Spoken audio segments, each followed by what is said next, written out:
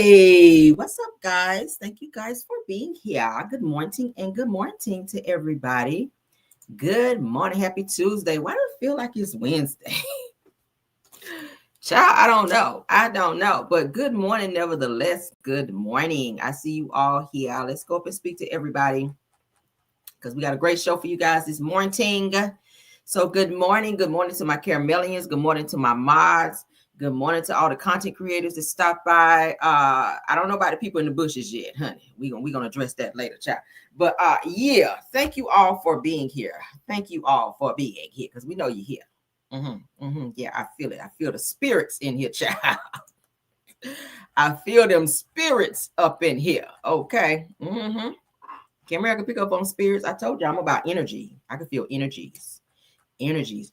I have like this little gift in me where I can feel energies. All right. I got up at 3 o'clock this morning. God woke me up at 3 o'clock this morning. I had a little one-on-one time. He was revealing some things, opening my eyes to some things, telling me, watch this. So yeah, I see you and I see you. I see you and I see you. Okay. So yeah, we're gonna get into it though. Let's get into it. Let's say good morning first though. All right. True TV Podcast. Thank you for being here. That's one of my mods. I appreciate ya. SD1, good morning. Rose Armstead, good morning. Big Steak, good morning.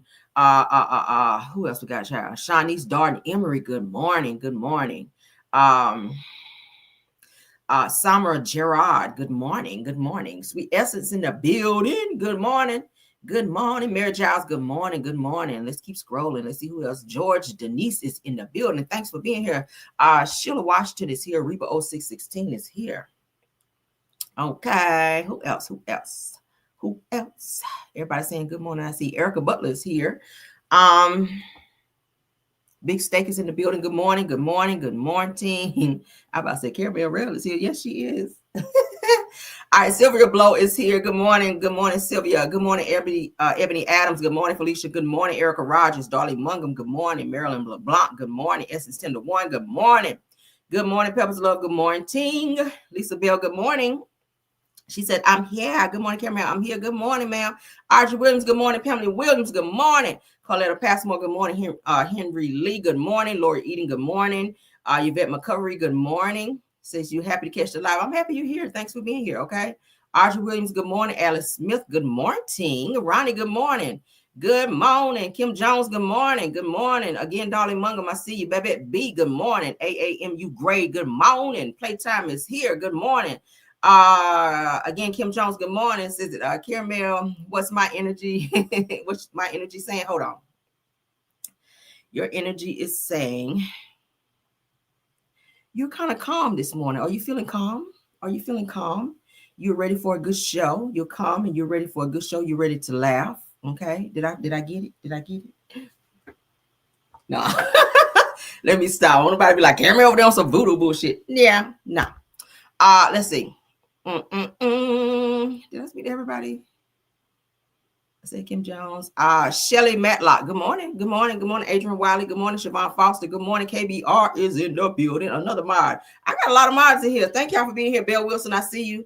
Cheryl is here. TMC is here. Good morning. Tiffany Thomas is here. Sister Soldier. Hey. Good morning. Felicia Childs is here. Baby Doll 7 is here. Delilah T is here. Woo Woo is here. Good morning. Who else we got? Nikki B, I see my thoughts is in the building. Didi Darden, I think I said good morning again. Adrian Wiley, good morning. She said, yes, absolutely. Did I get it? Ooh, I told you I'll be reading energy. I'll be reading energies. I like energies. I'm about energies. All right, so April RN Virgo. Yes, come on, RN. We need a good RN child. Who else we got, child? I don't want to keep repeating. So good morning to everybody. I think everybody's speaking. We got 136 watching thus far. Please, let's get the likes up, guys. We need a head count and the likes to match. All right. Let's get into the show because we have a good one. Everything said in the video is alleged and in my opinion and is used for fair use and entertainment. Yes, honey. So let's get started. All right. So now a bodega, child. For those of you that live up north, y'all know bodegas. Let me go back. Child, Tyra Tyra trying to distract me this morning. Let me entertain it, child. Let me entertain it. So Tyra said, Caramel, what's my energy? All right, let's see. Your energy, what is it giving me? Your energy is you ready to act a fool in this chat like you always damn do, Tyra. Tyra is ready to act up and cut up and keep the chat in disarray like she always do. I don't know. Did I get it?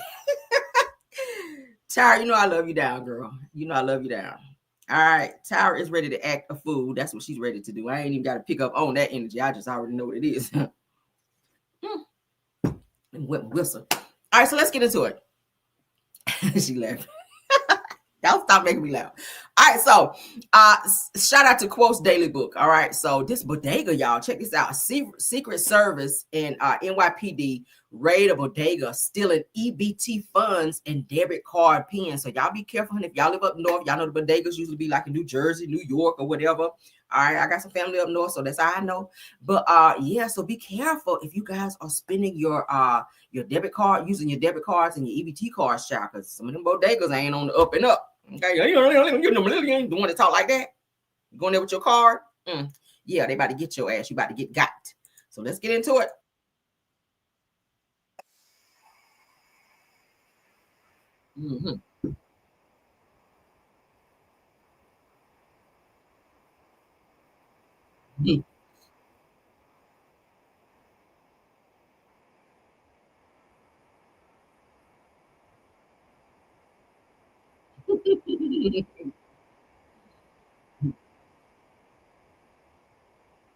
Oh shit. Y'all said we cannot see. Yeah, I'm still waking up. Let me back that thing up. I'm sitting up here like, ooh, y'all. I already done started, y'all. Hold on. Share screen. Tyra threw me off with this damn energy this morning, y'all. It's Tyra's fault, okay? Damn, don't fuss at me. Let's go. Secret agents got on these tight ass pants too. Why you got on these tight ass pants? Yo. Yeah. You do your job. So somebody puts an EBT card in there. Would you close your eyes? You don't look? I don't know. Well, what do you know? So the reason we're here is for your food stamp machine. You don't have a license to take food stamps here. That white machine on the counter is a white. All right, so it says that the clerk denied accepting EBT, but said the undercover cop used an EBT card moments before the bust. So they already knew. They came up in there and used the EBT card. Now he's telling the agents he don't take EBT cards, but then you just took it from the agent. Go figure. $1 point of sale machine. You're gonna tell me I don't do EBT? You're sure? Why don't you got your phone? Call the owner. Tell him to come on down. We're gonna have a little chat.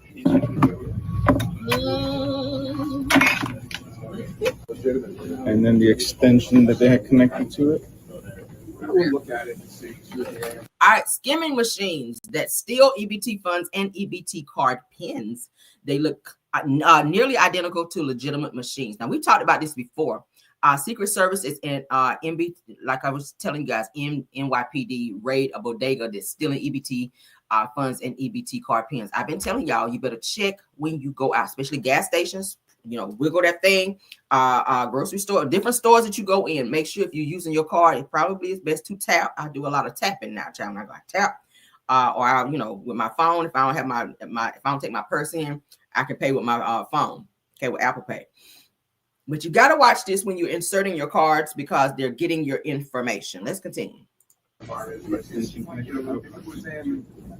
A small store could generate $1 million in illegal transactions in a year without difficulty at all.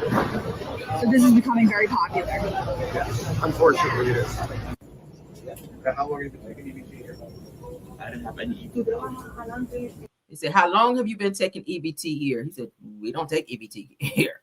Okay. You don't have EBT. Your scientists take EBT and you got EBT machine on the counter. And we sent somebody in here earlier today and used EBT. I don't Please, know. I don't know about that. I worked them in Korea. I didn't have any EBT. I didn't know that that's what he said. Okay. I'm trying to translate for y'all. I didn't know about those stores. I guess. You know, they're doing a disservice to the legitimate stores that are out there by bypassing the authorization process, and it allows them to commit other crimes using EBT and go undetected. Hopefully it's a message to the community that We see the fraud that's going on with the SNAP benefits and EBT benefits. And also it's a message to the community that, hey, there are people there out here, the service, our partners with New York City Police Department, USDA, that care about you, that are going to investigate these crimes. And it's also a message to the folks that are doing these crimes. People are coming for you. What we do today Yeah. and the totality of the operation, since the beginning. So the 39 million is the totality, I'm assuming. Yeah, those are estimates that. So this acts as the pin capture, as we have on the point of sale. But instead of getting the key logger strokes, as you put it on your point of sale terminal, it will take video. So as it's sitting on the video, looking down at the pin, it's gathering video and it runs constantly. So you're putting in your code, 1, 2, 3, 4, enter. It's entered on the camera device. Bad guys will retrieve this device, download the video, and then they'll pull out the skimming device that is inside the card reader. So that will sit in the card reader when you input your card. So it'll fit right on the bottom. So when you use your card, acting the same measure as this, as you're swiping through here, except you're getting your data on the deep insert skimming device.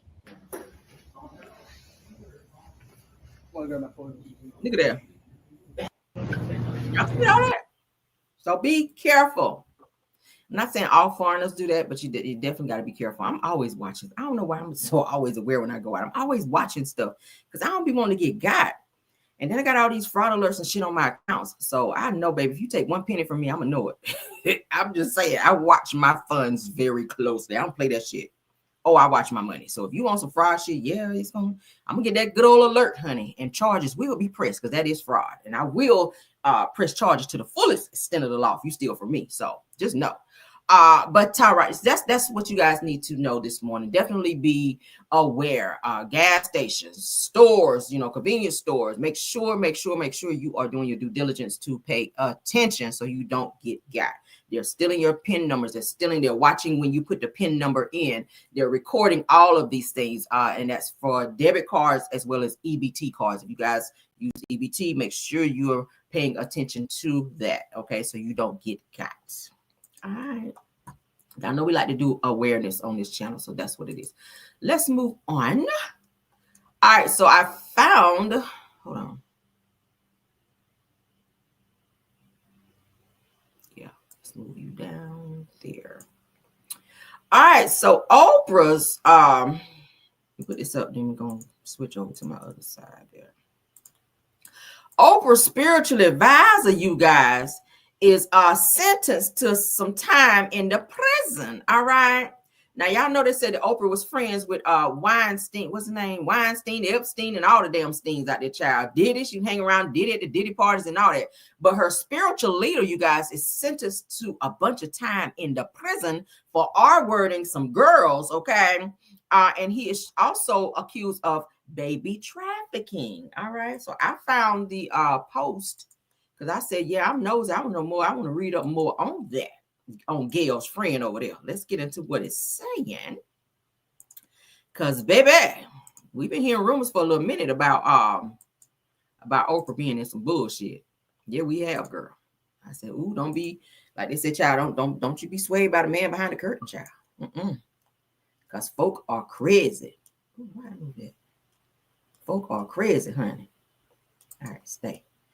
All right, so let's get into what it has to say. Y'all see it up on my screen. Y'all hear that? What is going on in this world? Oh, child.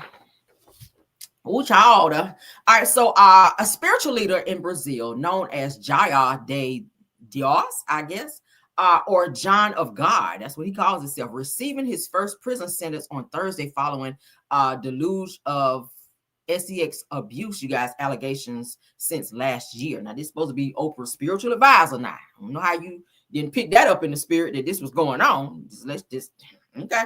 So a judge in, Goiás state issued a sentence of 19 years and 4 months for 4 R words of different women, according to a statement from the court. Now, lawyers for the 77-year-old man said that in a statement that they will appeal the decision. Yeah, okay.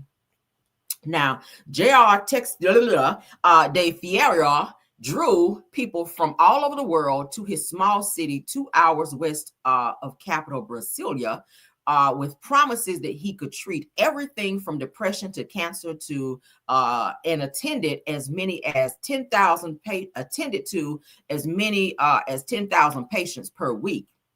Y'all hear this scam? Now, hundreds of women, including his daughter, alleged he regularly engaged in abuse ranging from groping to R-wording. Y'all hear this mess? And Oprah got her ass over there.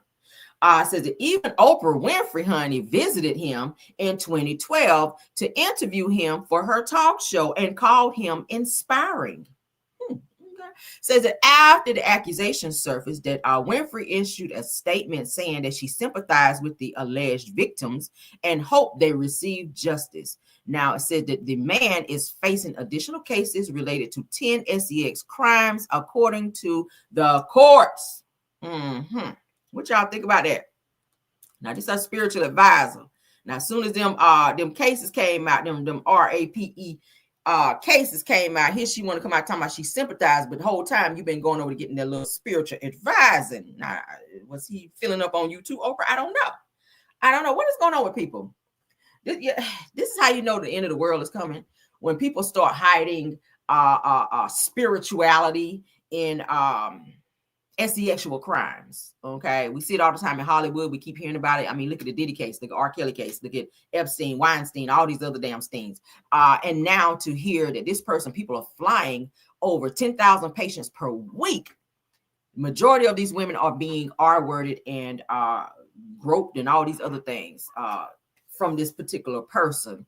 And to know that a person like Oprah Winfrey flew her ass up over there and was in support of this shit. It's crazy. This is how you know that the end of the world is coming. When you see stuff like this, wars, rumors of wars, earthquakes and downless places, mothers against daughters, daughters against sons, fathers against sons, Y'all know what we're talking about, child. People out here doing voodoo and bullshit. People out here doing voodoo, hex and casting spells and stuff. Know that the time is not long when you see stuff like that, okay? That's why you got to stay prayed up so you can hear and know and have this thing called discernment, okay? I have good discernment. I do. I pray every morning. I got up this morning, 3 o'clock this morning, I was up praying. While everybody was asleep, honey, I was up like this, praying, honey, talking to the Lord at 3 o'clock in the morning. My grandmother always taught me, we have that urgency when you're sleeping good. It's always when you're sleeping good. We have that urgency when you feel not physically somebody doing this, but like a spiritual wake up and you get up. My grandma always say, you get up. Don't lay there. I know you're tired. You're sleeping good. It's comfortable. Get up. Because God want to talk to you. And if he's talking to you 9 times out of 10, he's warning you about something that is to come. He's warning you. He's giving you some type of insight on what's happening or getting ready to happen. So if you sleep through it, sometimes you miss it. So I've always kind of trained myself when I get that urgency. I'm up anyway all times of night because I'm drinking water. But this particular time at 3 o'clock in the morning, it just felt it felt a different type of way where I got up. I got up and got out of the room because I didn't want to wake my husband. And I went, first I had to go tinkle because like I said, I was drinking. But I went into my living room and I sat down. No lights on, just sitting with my eyes closed. And I started praying and I just started connecting. And God was just starting to tell me some things and just like opening my eyes and revealing some things. And the things that was brought to my attention was jarring. You guys, anybody ever had that urgency? Anybody ever had that urgency? If you guys follow me on my Facebook channel, I posted some things over there. As well as on my Instagram, some things that was brought to my attention about some recent hex and voodoos and stuff like that. Let me tell y'all something. I grew up Church of God in Christ where my grandmother is a pastor. From a very, very young age, I saw demons being cast out of people. I'm not afraid of stuff like that. All my life, I've seen that. Okay, I've been trained to know what to do when I see stuff like that. I know how to plead the blood of Jesus against stuff like you can't mess with me. I've been in several near-death experiences. Okay, like seriously, I was supposed to be out of this world, but I'm still here, and it's for a reason. So no hex, no bones, no stones, no dolls, no hexes, no curses, no evil thoughts, no plans, no assignments, none of those things. I'm not scared of that. I'm not afraid of that. I'm not worried about that because I know who I am and whose I am. Okay. So whatever kind of evil, whatever is being sent out, assignments, I cast that out and I bind that this morning. And I'm going to say it to whomever is being sent. You in my bushes, people in my bushes. Let me talk to y'all this morning because I know y'all being sent. I know you being sent for a certain assignment. Let me speak to you on some real stuff this morning. Forget all the jokes. Yeah, I joke and I play, but what I don't play about is my spirituality. When I tell you I'm fully connected, when I tell you I got several hands on me, spiritual hands. So I'm not worried about that. When I go out, I have the full armor on me. Send whatever hex you can, baby. The blood of Jesus, I plead it right now against you, against everybody in my chat. Yes, I see you. I feel you. I feel your energy. No weapon formed against me, Empress Radio, Wente Talks, any other content creator who step on this platform or any other platform shall prosper. I don't care if it's baked, boiled, sauteed, fried, steamed, grilled. I don't care. You can't scare me with that. Can't scare me with that. I've almost died 3 times. So I'm not afraid of anything. I'm not afraid of anything. Talk to me when you've been in a vehicle that was smashed like a whole freaking soda can and you walked out of that unscathed with no scratch and you were supposed to be dead. Talk to me when you come through that. Talk to me when you've been in shootouts with shell casings falling around you and you get up and get in the car and go home and wake up the next day without one bullet in you. Talk to me when you've almost drowned in 8 feet of water and you come out of that with no injuries. I'm a king's kid over here. So I don't care about no hexes. I don't care about that stuff. People sent me that stuff. I said, I don't care about that. Aside from these jokes, you better recognize the devil tried to take me out many times. You think I care about a hex? I've been up since 3 o'clock this morning talking to God, and he's revealed some things to me. He's showing me who's behind this stuff. And I might not even know you personally, but I know what you're doing. I know the plans that are being sent out. I know the plans that are being orchestrated. I know who's connected because he showed me. So think it's a game? Think it's a game. I'm just sending out a fair warning this morning. Oh, yeah.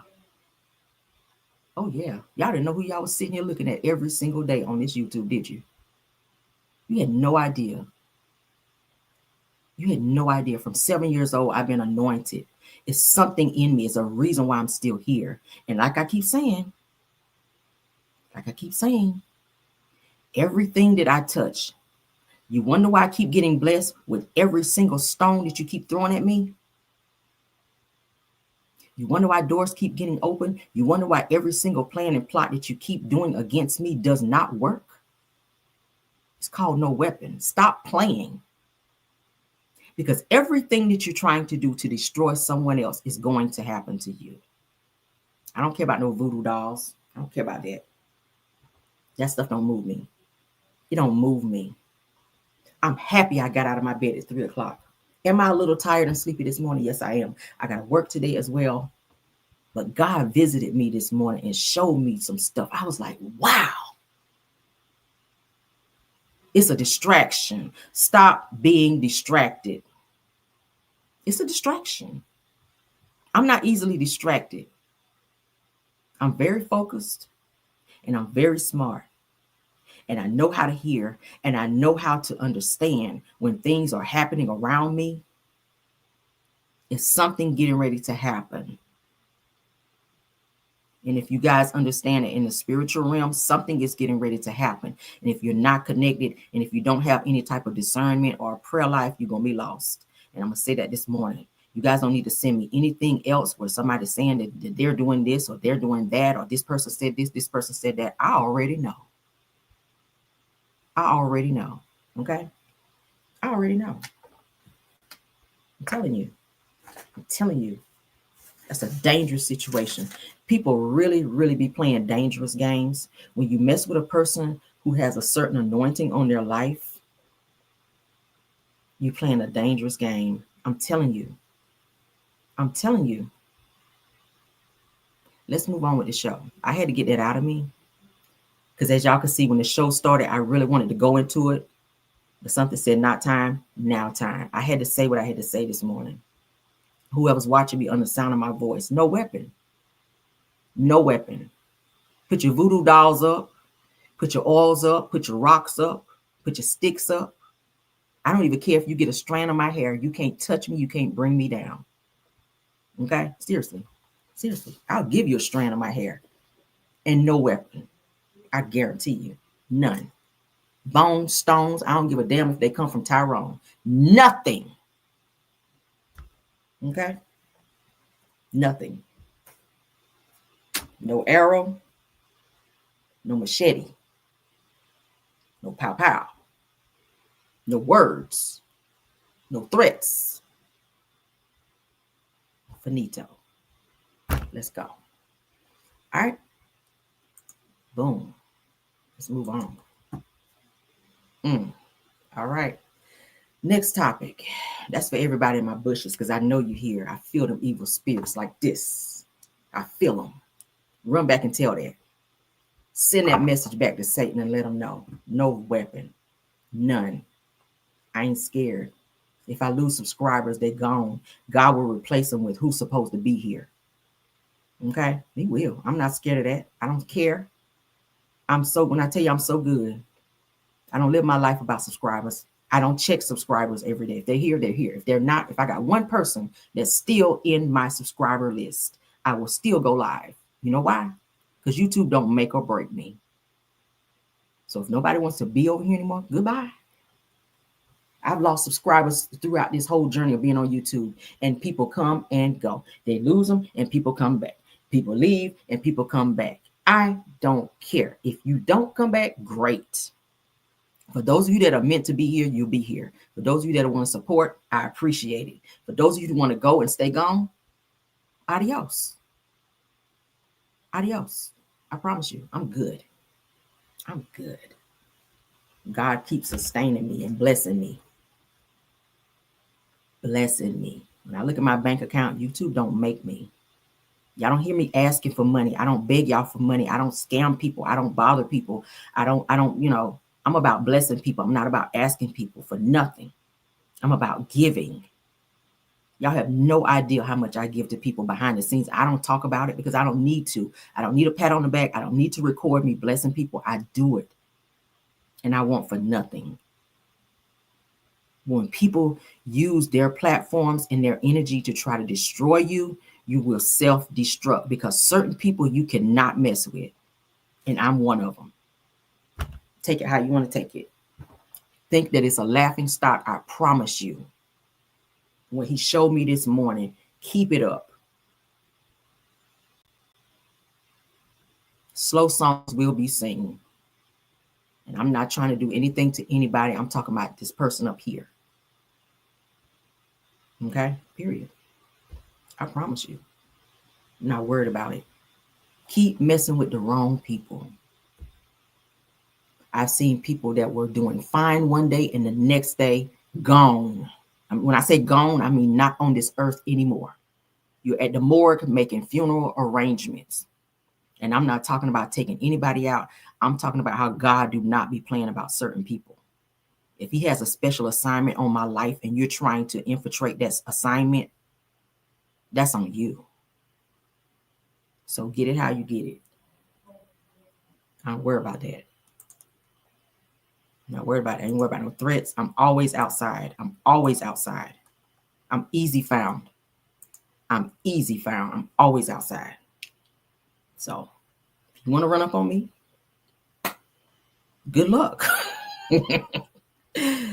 But I'm a King's kid. Let's keep rolling. All right. Wanted by Nola Fugitive.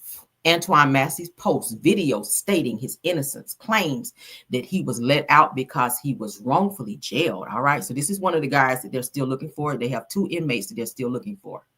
All right, they've upped the ante on how much they're willing to pay to catch these inmates, but he has gone live, which is very bold, you guys. He's gone live at somebody's house, and they're going to recognize this background, and whoever that is, they're going to probably get charges as well, because you're harboring a fugitive. You're allowing this person to go live in your home, which shows that you are helping him get away from the feds, because he is property of the state.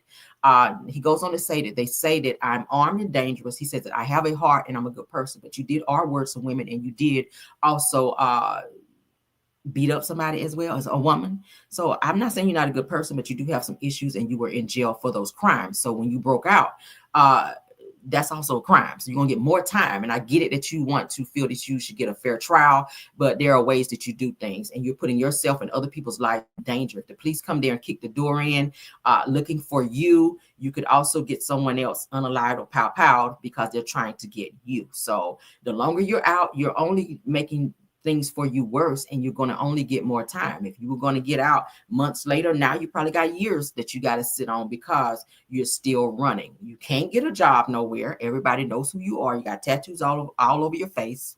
There's nowhere now that you can go because your face has been everywhere. Social media, TV, there's nowhere you can go. If you were smart, you would have been in Mexico by now. I'm not trying to tell nobody how to get away, but if you're trying to get away, you should have been in Mexico by now. If you got all these family members and friends and people, if they let you borrow a chain and clothes, baby, you should have said, hey, take me to the Mexican border and let me go. Okay, you should have already been in Mexico, nigga. You've been out, what, 2-3 weeks now? You should have already had a margarita in your hand. But let's get into what he had to say, child. Okay.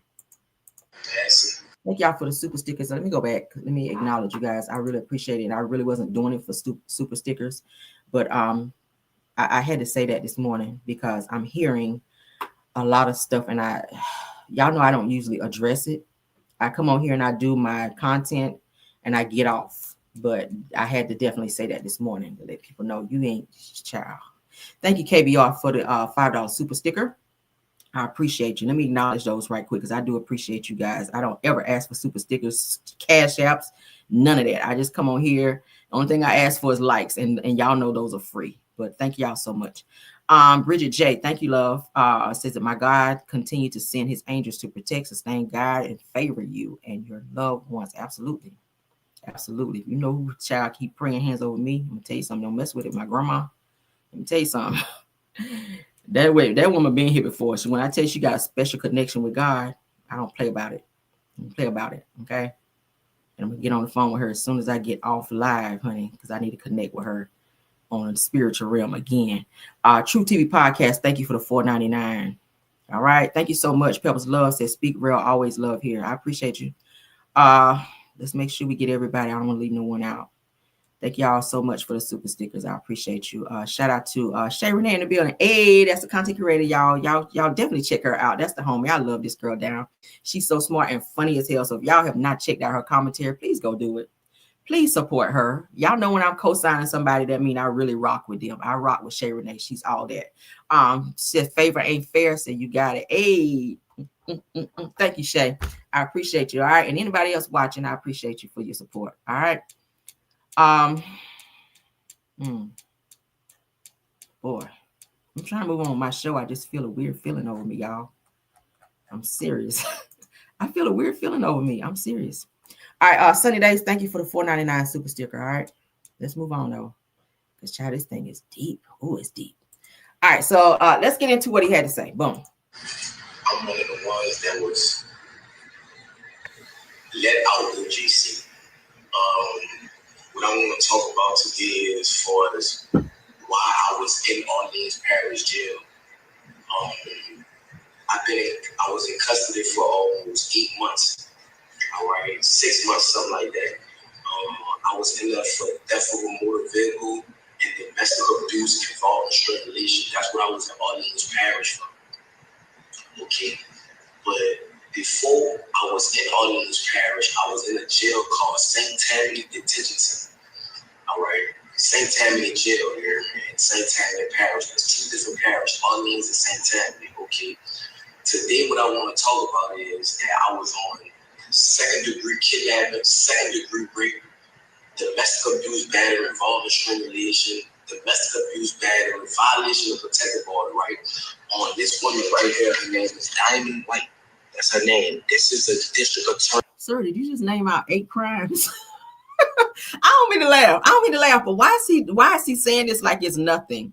Let me acknowledge Woo Woo. Thank you so much for the super sticker, dear, the $10 super sticker. I appreciate you. All right, said blessings to you, Caramel and Moz. I appreciate you, love.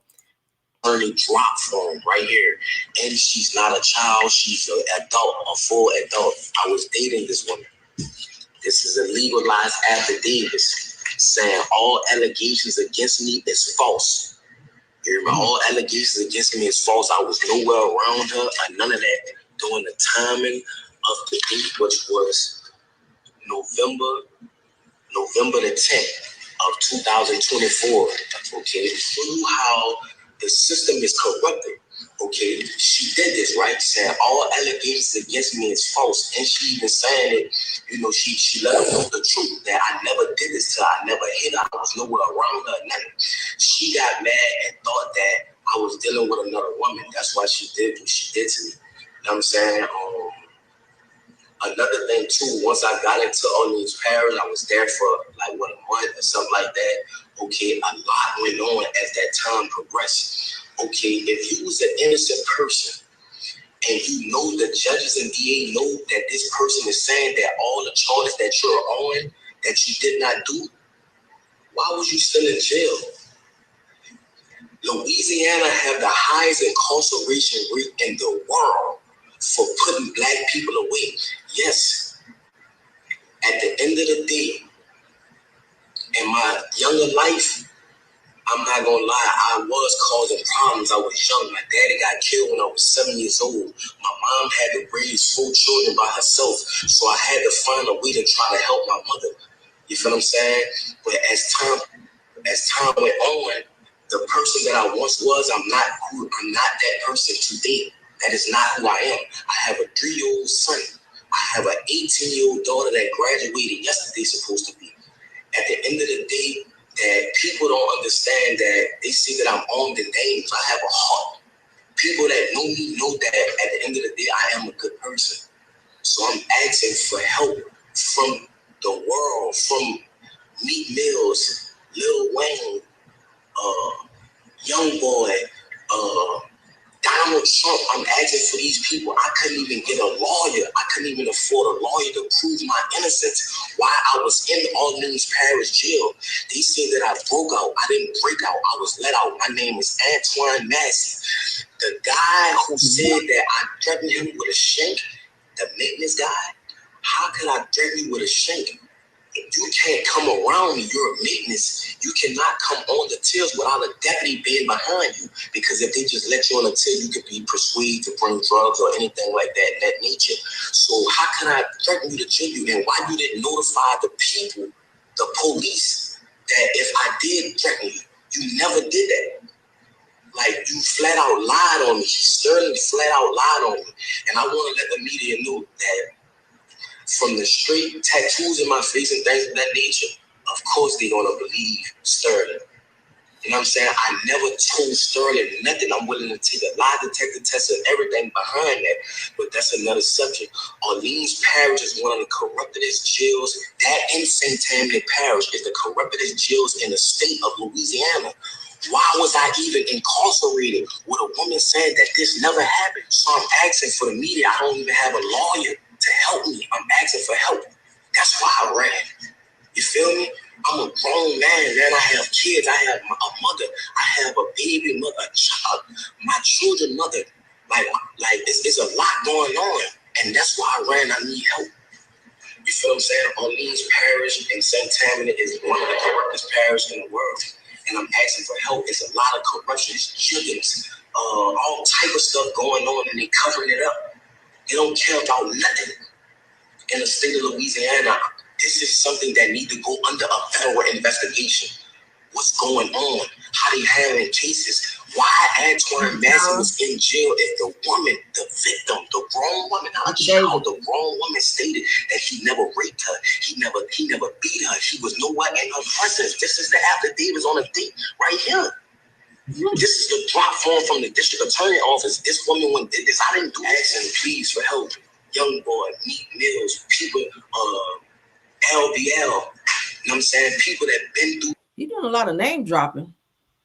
Now I get it. You feel like you had some injustice done in terms of your case, but you're going about it the wrong way. You're going to make these people unalive you, and you're not going to get no justice at all because they looking for you. There's nowhere you can go. And whoever's sitting here allowing you to be in their house, they're going to be locked up too. They've locked up already, 10, 12 people for helping some of the inmates that were out, harboring fugitives, aiding and abetting. That's a crime. If he come to your door, you be able to, no, you're not coming here. No, you won't. No, you don't call me. No, you don't. Because they're tracking all that. They're going to look at all that. They're looking at all family members, friends. They're looking at all of that. And now they're going to look at this background of whoever's house this is in, that he's in, and they're going to be locked up as well for aiding and abetting. Watch what I tell you. The system that knows corrupt. Lil Wayne. All right, so I want to hear more from him. Let's read. It says that in the near 10-minute video, said that Macy explained how the charges that he was in New Orleans Parish Jail for are faulty charges. He says that he was held or being held for multiple charges, including domestic violence, DV rather, angulation, okay, kidnapping, and R-wording. Says that he claims that the woman who originally accused him of those things admitted in a statement that Macy did not harm her in any way.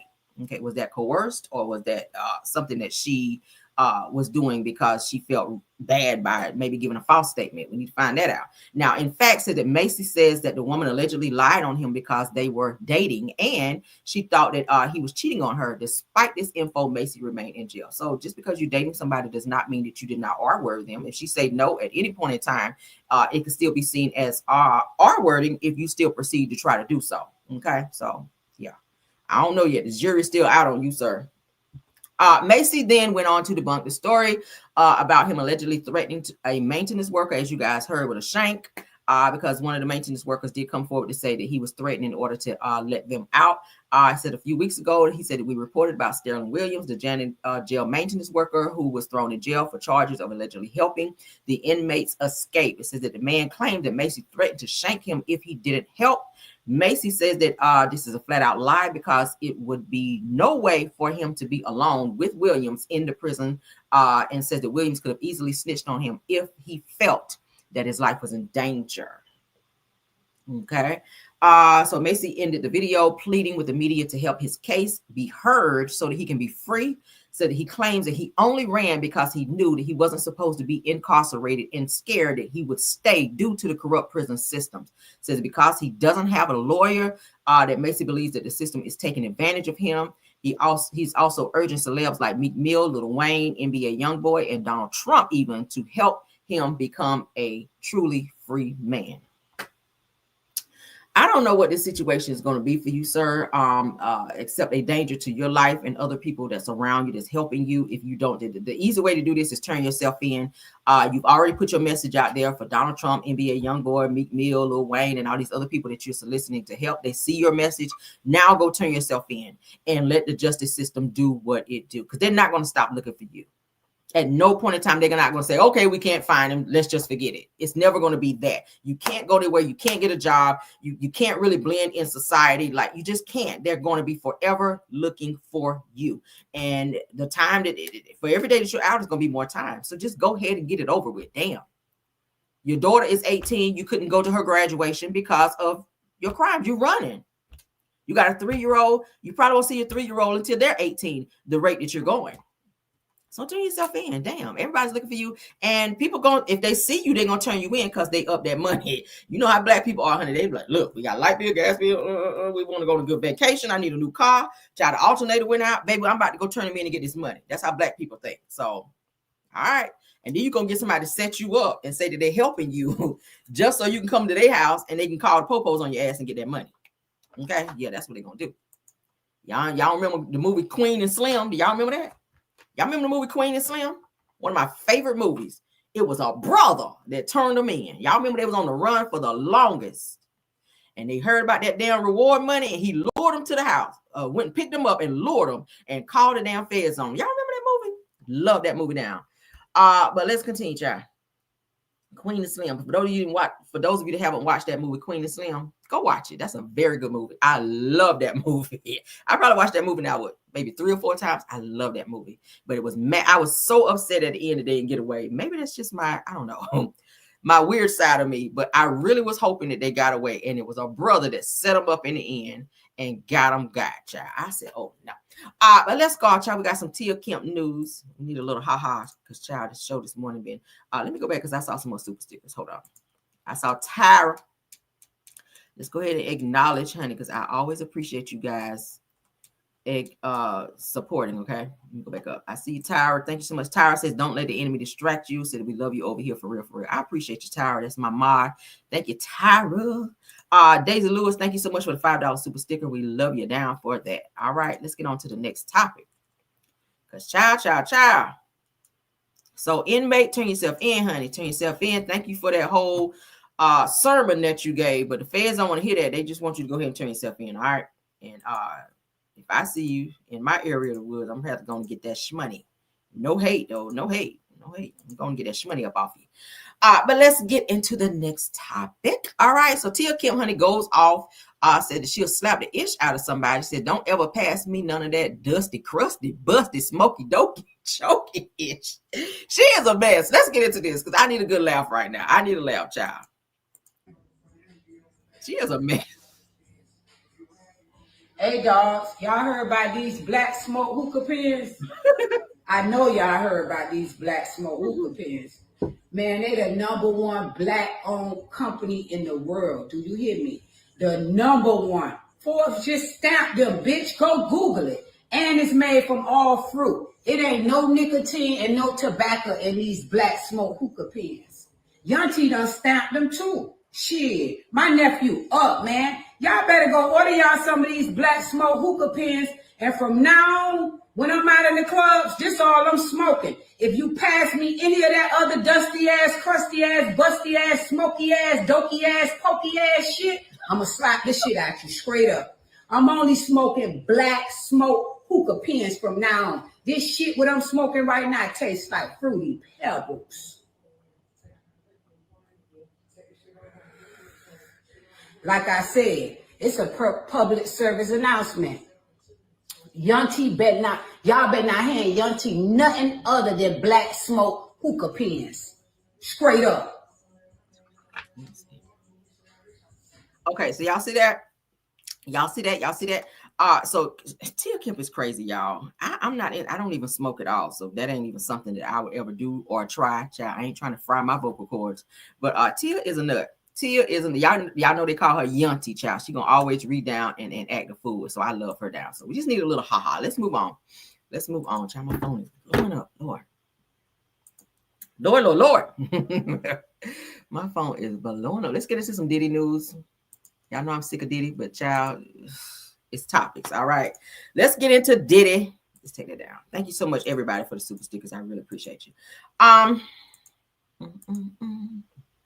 All right, so Diddy's accuser says that she was brainwashed into silence and said it testifies in federal court. Let's get into that. Now, we know that Diddy child have been known to tell people to be quiet and don't be testifying against him or going to the popos or else, allegedly. All right, so let's get into it. A former personal assistant of Diddy Combs took the stand this week in his ongoing federal SEX trafficking and racketeering trial, revealing painful details of alleged abuse and years of emotional manipulation. Now, testifying under the alias Mia, the woman says that she continued sending affectionate messages to the music mogul years after her job ended because she was brainwashed and confused. Sound like some Stockholm syndrome there. Now, Mia testified that Diddy R-worded her after forcibly kissing and groping her at his 40th birthday party. Says that she goes on to say that she said that the assaults were unpredictable and spaced out, leaving her unsure whether they'd ever happen again. Says that she described feeling isolated, ashamed, and unable to process what had happened. Said that even staying silent after longtime friend Cassie sued Diddy for similar abuse in 2023. All right, y'all know Cassie kicked it off. So Cassie got to speaking and did her lawsuit. Everybody came busting out like, me too, girl. All right. It only takes one. It only takes one to be like, girl, this happened to me, or Your Honor, this happened to me, and baby, everybody coming through. All right. So I said that the trial, now in its 4th week, has featured emotional testimony from Mia as the second of the 3 primary witnesses. Says she told jurors that she's been in therapy and is still trying to untangle years of trauma. Now, this is the same woman that said she had PTSD, that if she's around someone that's raising their voice, she has like this, she becomes scared, she becomes afraid, she becomes very triggered. Okay. Prosecutor said that Diddy used his power in the music industry to intimidate and exploit women, which we know him to have done. Says that while his legal team claims the case is part of a money grab. So this is what their stance is about everybody that's testifying. Oh, they just want money. They just want a money grab. Well, if you abuse these people, I mean, obviously, the time limit on the lawsuits for them to file something against you has run out. Statute of limitations run out. So what's the next best thing? Go ahead and cough up that money. You're worth, from what we hear, Diddy, your net worth now is $400 million, which the feds is get ready to freeze as soon as the judge say, pow, guilty. They about to freeze your money. So everybody trying to get in and get their stuff for your funds get frozen. I don't blame you, baby. I don't blame you. I would sue and get my money as well. If I got to go through intense therapy, probably for the rest of my life, the least you can do is pay me. Seriously, the least you can do is pay me. If I'm suffering PTSD, counseling is not cheap, especially if you don't have insurance. Okay, if you got insurance, you got a little copay. I pay my little $15 and go talk for a whole hour, baby. And I know my therapist be like, oh Lord, I need a drink after this, because she done told me earth, like, babe, I'm gonna get my money's worth. You hear me? I'm gonna get my $15 worth up at ya. So yeah, if you had this woman with PTSD and you sexually assaulted her, you screamed at her and all this other stuff, yeah, that could be traumatizing. Pay her. Okay. Child, this person, can you call? How can I call you live? Oh my God, y'all. Give me a second, y'all. I'm trying to handle business and go live. Give me a second.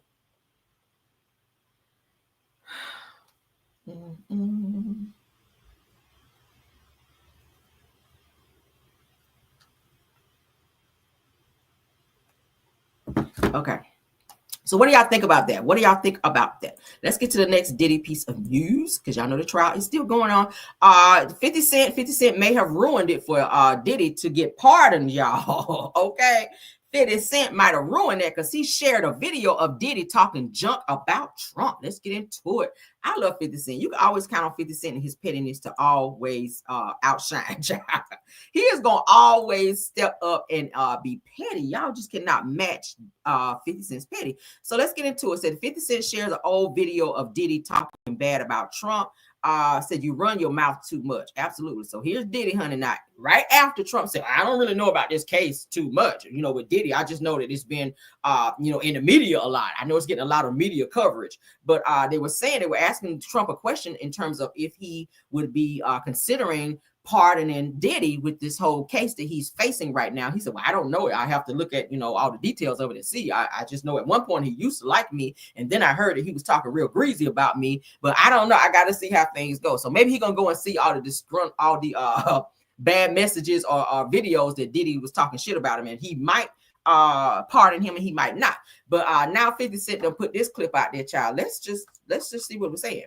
Trump gets elected, I really do believe in my heart there'll be a race war. That's why this message is not just to black people. You know what I'm saying? This message is to everybody.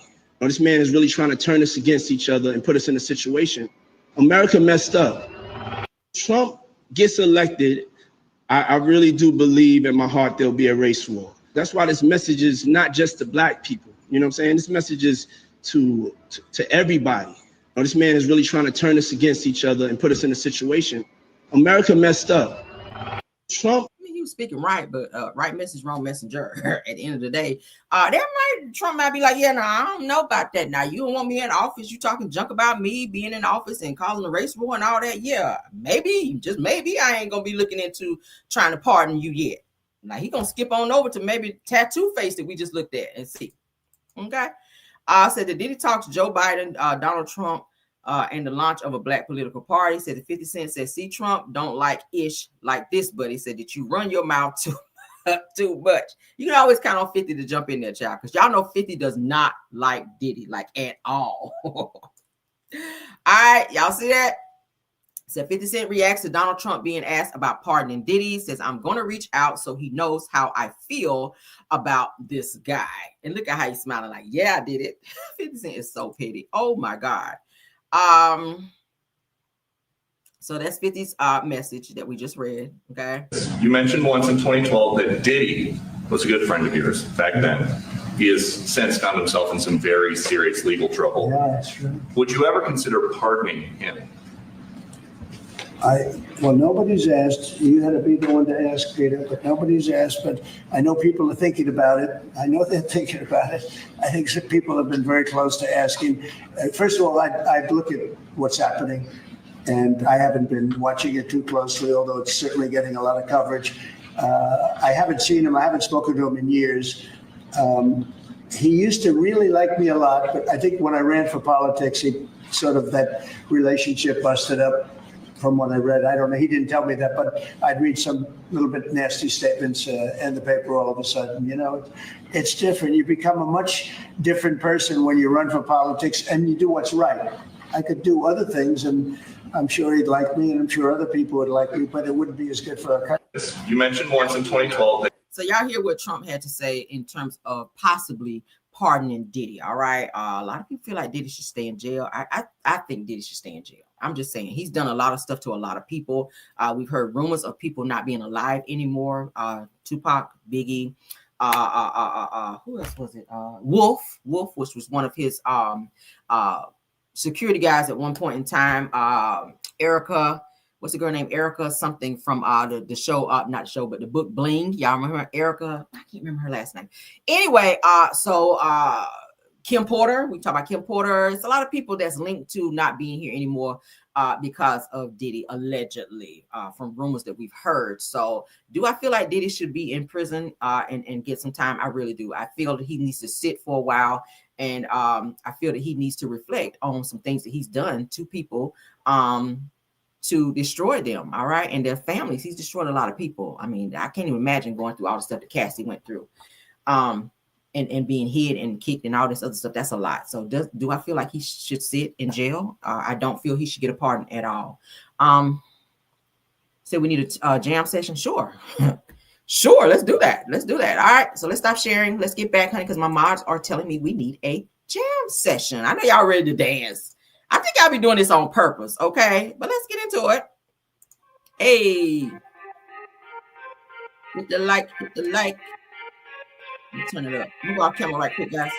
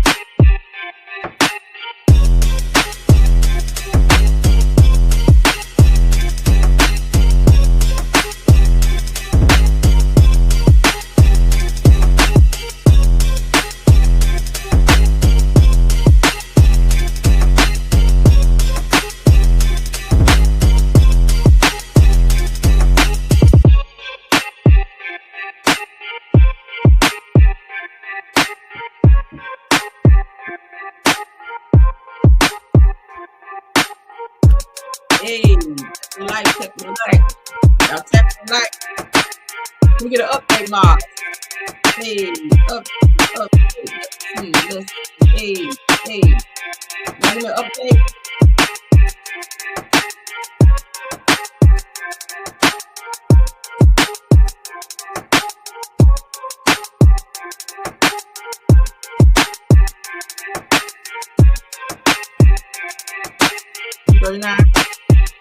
Let's get 245. Let's go.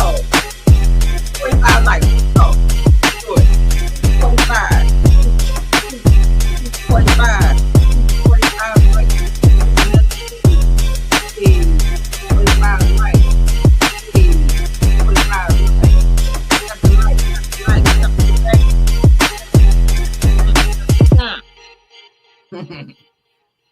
245. Let's go, guys. 245 likes. Let's get it. We got 352 watching. We need 245. Let me switch the beat up. Let's switch the beat up.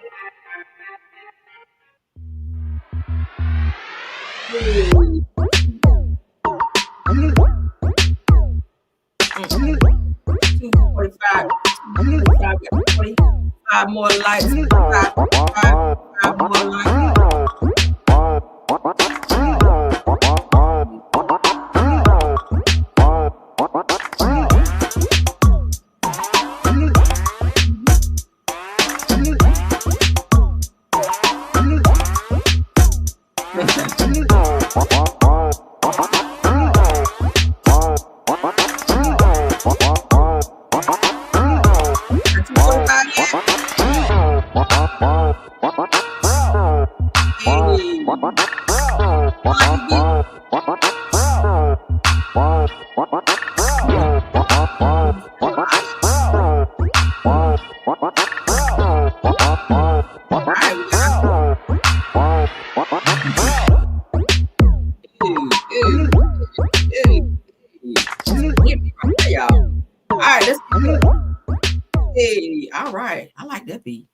Keep that on there. Yes, honey. All right, so let's get into the next topic. All right, I hope y'all enjoyed that little jam session, honey. Moving on. Y'all like that beat? Yes, honey. That woke me up a little bit. All right, so let's get into some Judge Mathis news, child, because he had some stuff to say about Diddy. He said Diddy ain't no street nigga. I was like, hold up now. Hold up now, Judge. Now, just because your wife took you back, don't be out here talking too much now. Okay, we saw you over there at what's the boy name? Johnny Gill. Did y'all see the videos with Johnny Gill having his birthday little little shenanigans over there? I think it was like a little birthday cookout or something where he had all the stars over there, child. Judge Mathis over there doing the line dance and trying to out-sing everybody. I was like, what is he doing? He's so happy to be outside. He's so damn happy his wife done came back, child. I said, Judge, cool it down now. Cool it down. All right, so let's get into it. Judge Mathis says real street guys weren't afraid of Diddy. Said that he was a kid that went to Catholic school, and he did. And then he was bullied. Most bullies do grow up to be bullies, okay? Most. I said most. Most bullies grow up to be bullies, all right? Yes, they do. So let's get into it. He has a temper, and he's known for that. And people are in fear because of his temper. Mm-hmm. But street guys don't fear him because they know he's never been in the street. He was a kid, went to Catholic school, and then he was bullied. He tried to join up with some little gang in New York, I think Harlem, that weren't even engaging in crime. And his father, who was killed, was a big gangster in New York. And from my understanding, his mother, she wasn't nothing to play with, and she was associated with his friends from the past. Like I'm associated with my friend gangsters from the past. Right. And so there was a sense of fear in New York that the folks that were close to there was one in particular who was close to his dad, and everybody feared. Everybody feared in the nation. And so some say that that's his son, y'all. That's Judge Mathis' son. If y'all didn't watch his reality show, I just know that because that's the son. I was like, dog, he got some strong genes over there. Don't he look like his daddy? That's why he felt such the liberty of being a tough guy. I mean, child, he telling the truth. Diddy didn't grow up in no streets. His daddy was. His daddy was like connected to like the gang. Okay, y'all know his daddy was pow sitting in a car. Diddy's daddy was. He was part of the gang out there.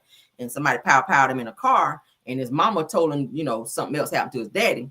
And I already told y'all that story about how Diddy had some type of anger and resentment towards his mom for not being honest with him, who his dad was and how his dad passed away.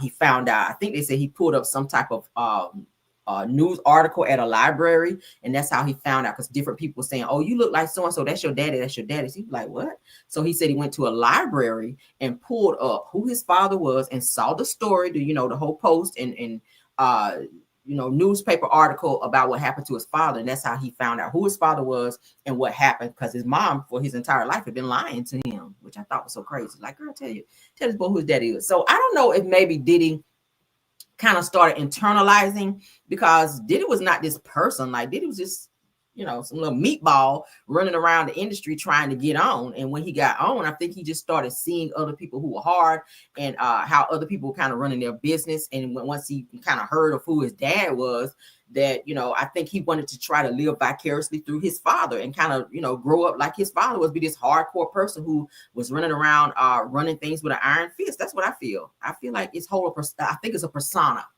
Do I feel like he has a temper? I do. But I think he's kind of developed that over the years. I think Diddy is very soft.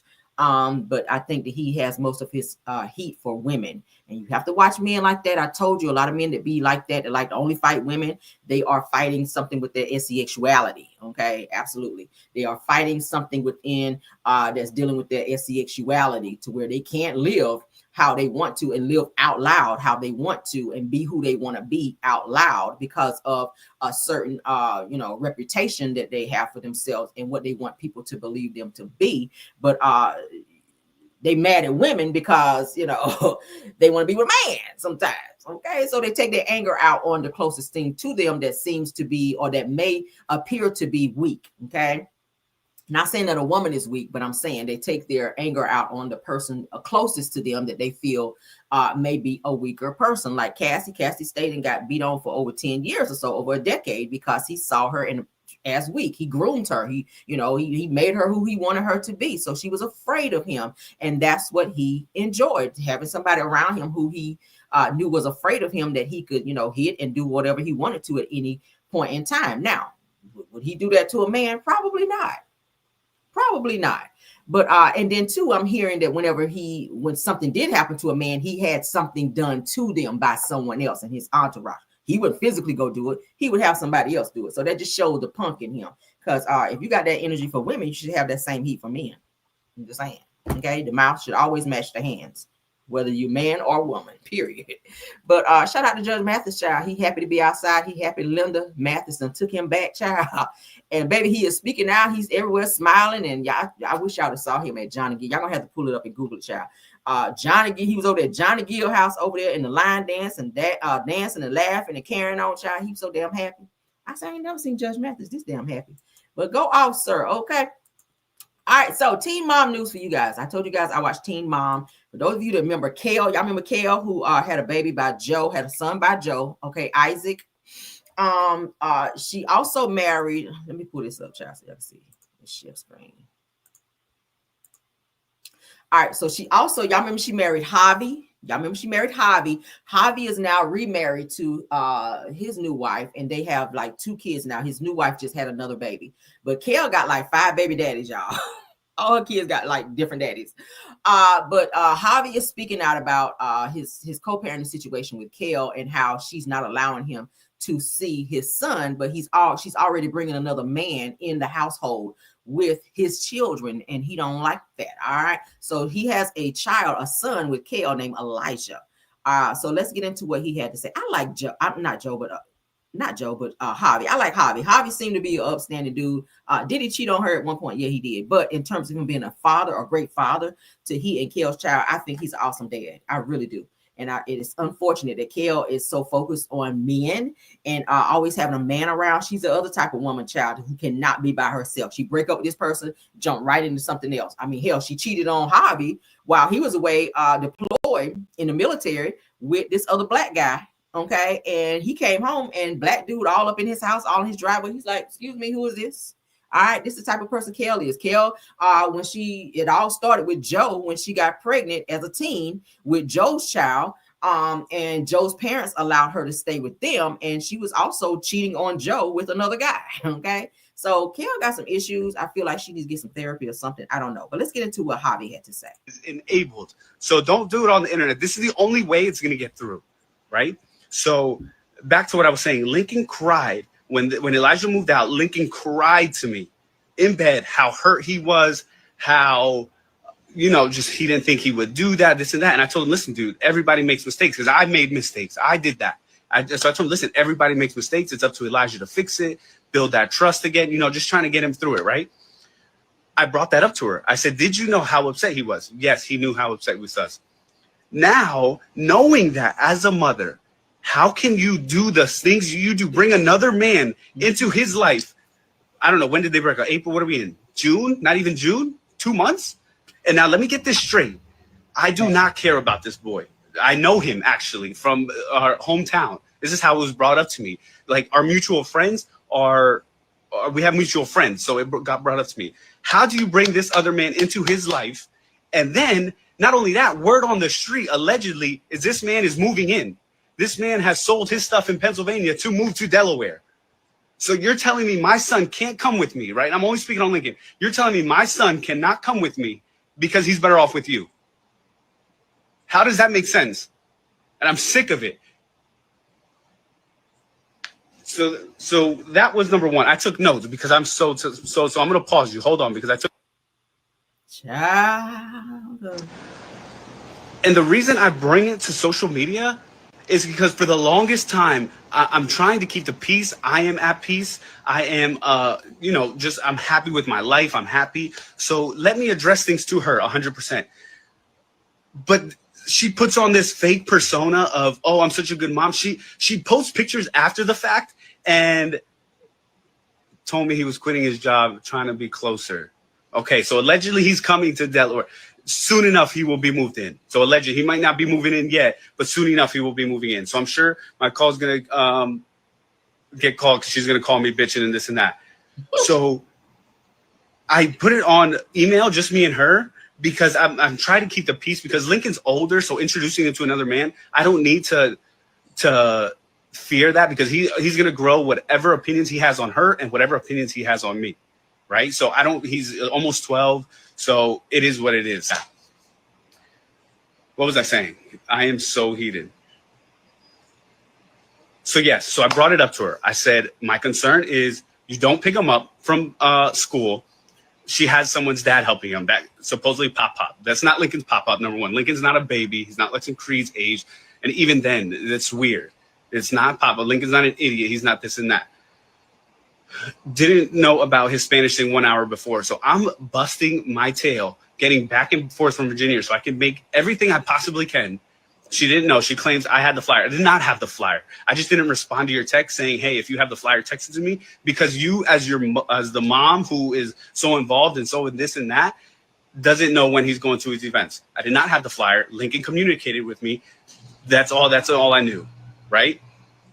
So 1 hour before, she doesn't have his outfit for him. Mind you, he's with her. It's her week.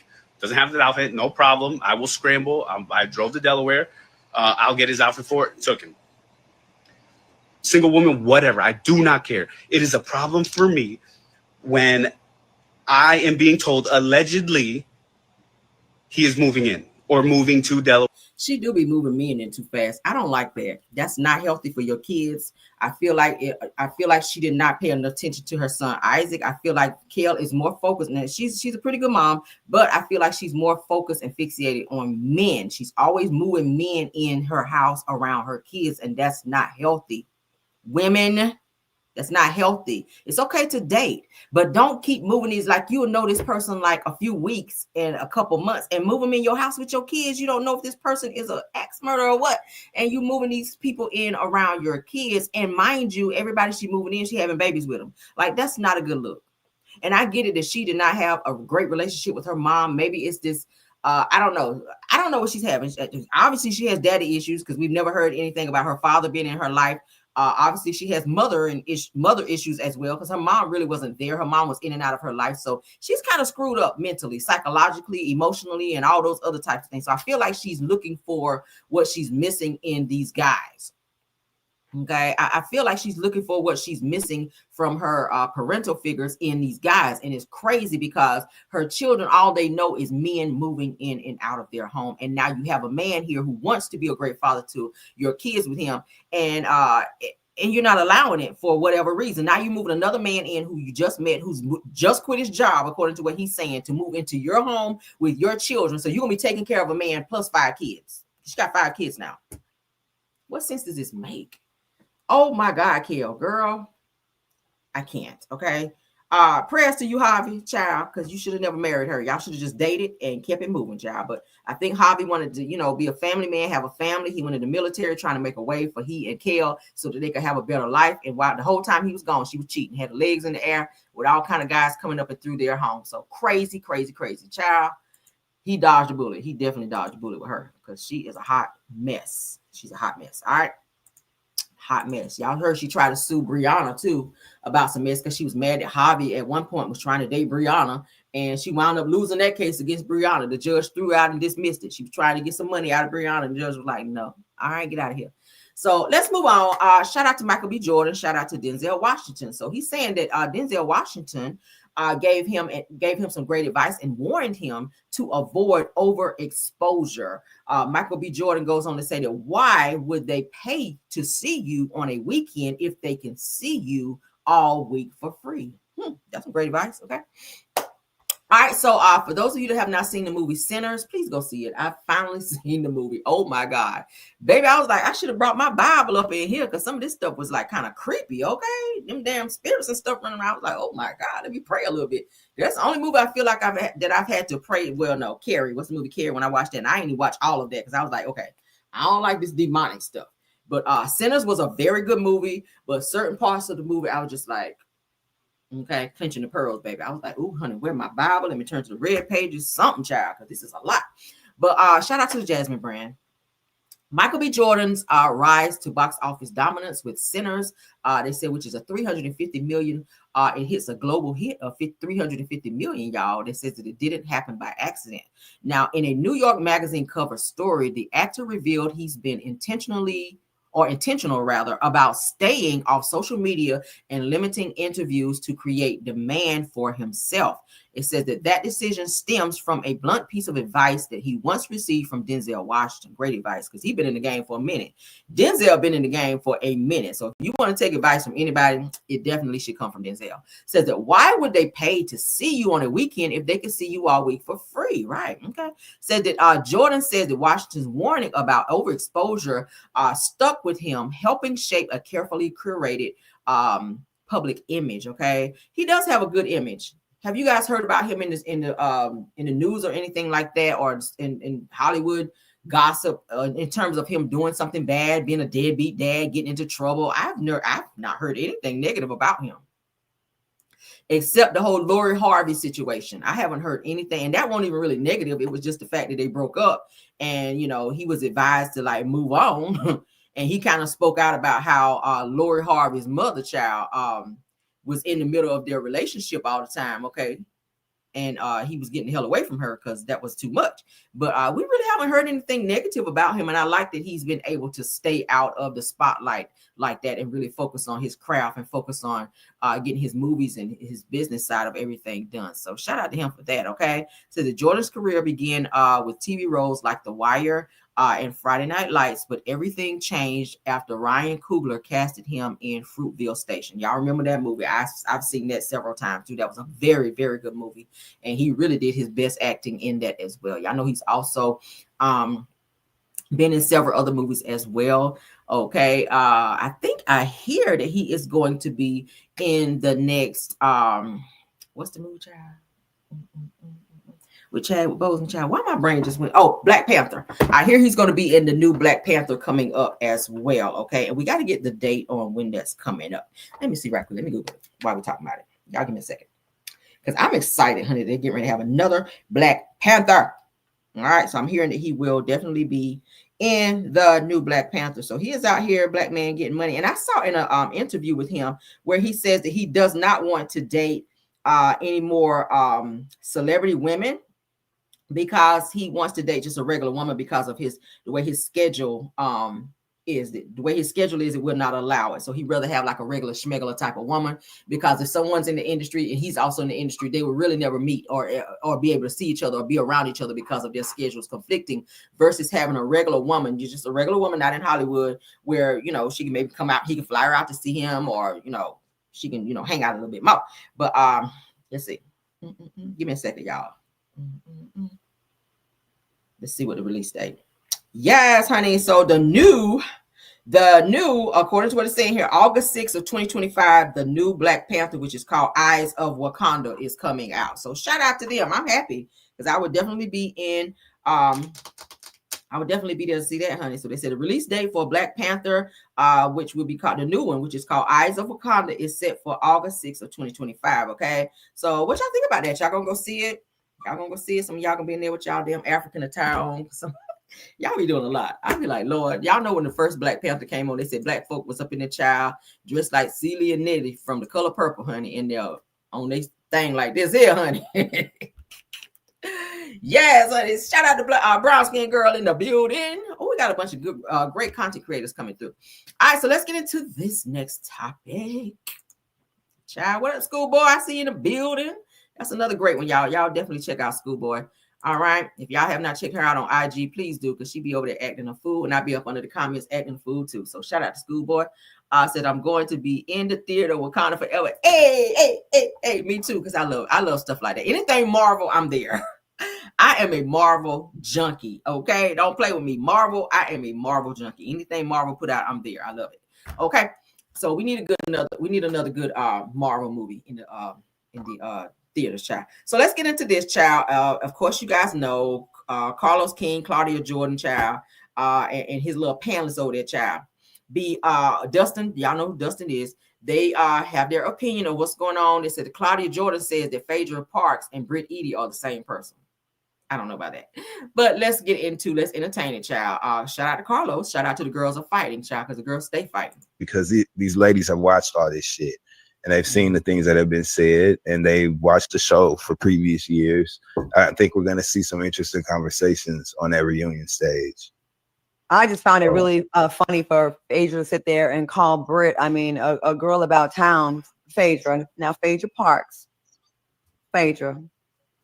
Now, don't get me to talking, honey, boo-boo, because you're not the woman, the Christian that you try to portray yourself to be. You're very much in these streets with lots of rappers on air mattresses with ankle bracelets back in the day, allegedly. And you have done your dirt. So that may not be the area, like lying, fraud, and hoism may not be the area that you might want to attack. Maybe attack on something else, because, never attack on things that you're guilty of. So your strong suits you can attack on. You're smart, you're educated, you've been to school, you got a big ass. Those are your strong suits. But like when you are like, before you even like get to know this girl, like you was really coming for people that you're kind of like, what's the difference between you and Britt actually? So I do want to talk about because these ladies have watched all. Now, y'all remember when Real Housewives of Atlanta first came out, and Phaedra was saying when she first met Apollo that they was in there doing it on air mattresses, child, and he had a whole ankle bracelet on because he had been in some trouble. So she liked those hardcore in and out of prison type of dudes, it seems. Okay, but she got with Apollo, then turned around and said, because in the book she was saying that Apollo was not big down there. Y'all remember I read it to y'all. And was saying Apollo was not big down there, and he was upset about, he revealed that and said that he was not good in bed. Well, he obviously was something going on because you turned around and married him and had 2 kids with him. But yeah, I don't know if I would say that Britt Eady and Phaedra are the same person or either act the same. Do I feel like they kind of like the same stuff? Do they like peeing a lot? Probably, because Phaedra, you always talking about how you good with mouth skills and how you taught several people how to okay on the schlong. Britt Eady, we do know that you were on OnlyFans and you went and had your social media scrub to kind of get some of that stuff off before you got on Real Housewives of Atlanta, because you didn't want what happened to you in terms of what Kenya put out there to happen. But hey, it still happened anyway. So you was on your knees, child, and you was not praying, according to some of the pictures and still pictures and videos that were out there of you, girl. Okay, yes, your knees are very raggedy, is what the people say, because you were out there doing some very, very crazy things. And we do know that Phaedra, child, likes some of the stuff too. So y'all know Phaedra is dating this really young guy now. Okay. Yeah, she's dating this really young guy now. Phaedra is a freak. I ain't gonna hold you. Phaedra, not that I know her personally, but just from the things that we've seen online, Phaedra is a damn freak. And ain't nothing wrong with being a freak. But when you're trying to say that you're a church girl and she's always about the God stuff, and now she's out here doing these little chanting things. What is it? I forget what it is, child, where she be having people laying down and they be putting rocks and stuff. I don't like that kind of stuff because it's too much to the voodoo type stuff. But she's into that now. Y'all know she's also down there working with Willie Watkins, putting bodies in the ground and stuff like that too. So Phaedra, she keeps a lot of jobs. She does. But in terms of her being able to keep a man and some of the things that she be into, I don't know. I kind of like Phaedra when she ain't lying on people. But I don't know. Britt Edie, I really haven't taken a liking to her just from the things that I've heard. Do I feel like she'll be back next season? Probably not. I don't feel like she's given what she needs to give this season to secure her spot for next season because she's really not a fan favorite. A lot of people don't like her. A lot of Kenya fans, of course, still have daggers for her because they feel that she got Kenya kicked off the show. But at the end of the day, Britt, girl, I don't know. I really don't. I just feel like you just own the show. Everything that you're trying to do is just giving, and it's gag. Okay. When you try to have that little party or whatever it was, event, that was a hot damn mess. And now we're hearing in the news that you and your husband are being sued for not paying people. So I don't know, girl. I don't know. Maybe get yourself together. It's giving at you the new charade on the show. You the new charade, girl. You're going nowhere and nowhere fast. Moving on. Yeah, I don't care about that no more. Let's move on. So Cynthia talks about her new boyfriend who is from Amsterdam. Now, y'all know she dated this little young, little whippersnapper child. So y'all know Cynthia is a cool guy here, girl. She out here scratching these young men. She on that, child. She's scratching young men. He probably got scratches all up and down his back. But let's get into Cynthia is confirming her relationship with her boyfriend from Amsterdam. His name is LaPrince, child. Don't look nothing like no Prince. She do have a type because he looks like a younger version of Leon. Y'all know who Leon is, her baby daddy. Okay, from the Hot 5 Heartbeats. I think that's the movie. From Waiting to Exhale. Y'all remember? Okay. And how he helped heal her from past relationships. Okay. She said that, why are you so nice to me? Let's get into this, child, because one thing Cynthia is gonna keep is a man. Y'all hear me? She gonna jump out the frying pan into the damn fire when it comes to a man. All right, so let's get into it. A man now, honey. Yes, Amsterdam is nothing like you would ever. Child, what in the Sealy and Nettie is going on here? What is this hat? This look like this could be like her son or something. Like he ain't even fine. Like he must really be good in bed. He must be good in bed. His conversation, and he's much younger. Okay, he is much younger. He lives in Amsterdam. All right, I had to pause it so y'all can see because y'all like, who is this man? Yes, honey, he's an up and coming rapper. Okay, I was like, I know damn well Cynthia with all the clout and attention and you know she's established in the industry now. I know you ain't done retched back, as the old people say. You done retched back and grab this old whippersnapper child.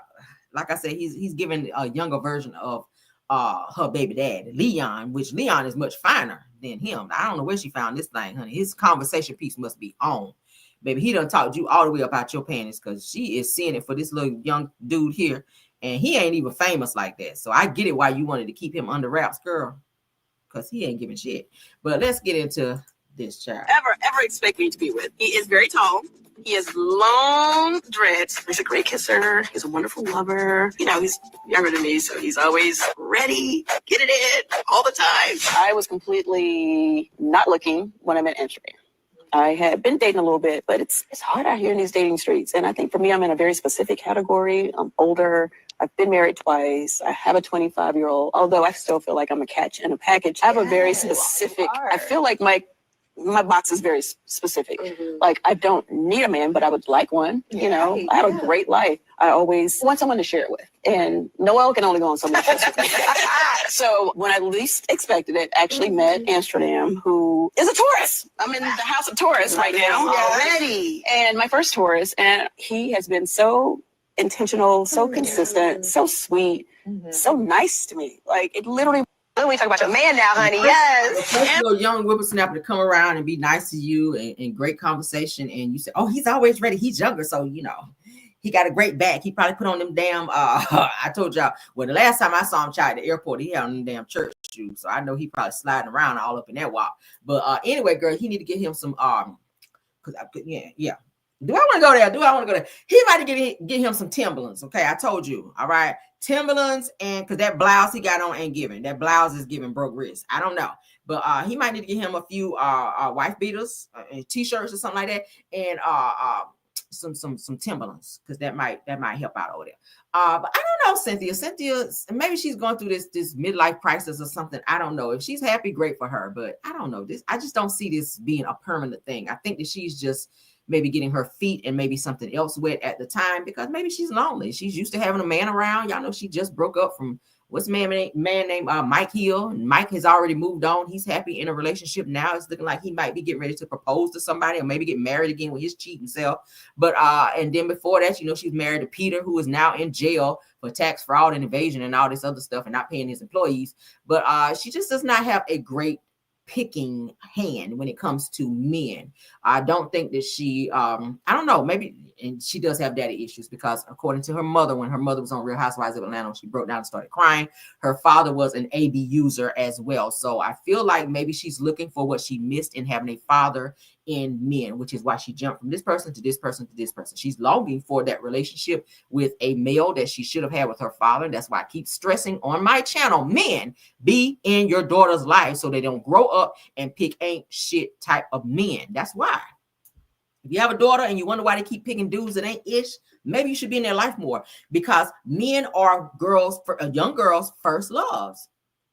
That's where they learn how to love. With men, you're teaching your daughters how they should be loved when you're in their lives, okay? And I know it's a different type of love, boyfriend, daddy love, but you're teaching them what real love is about and how they should be treated and loved. Men are supposed to be protectors, providers. If they see that in a man, then when they grow up, 9 times out of 10, hopefully that's what they will choose. But with a situation like this with Cynthia, and it's unfortunate. She's a very beautiful woman for her age, all right? I think she's close to 60 now, if she's not already.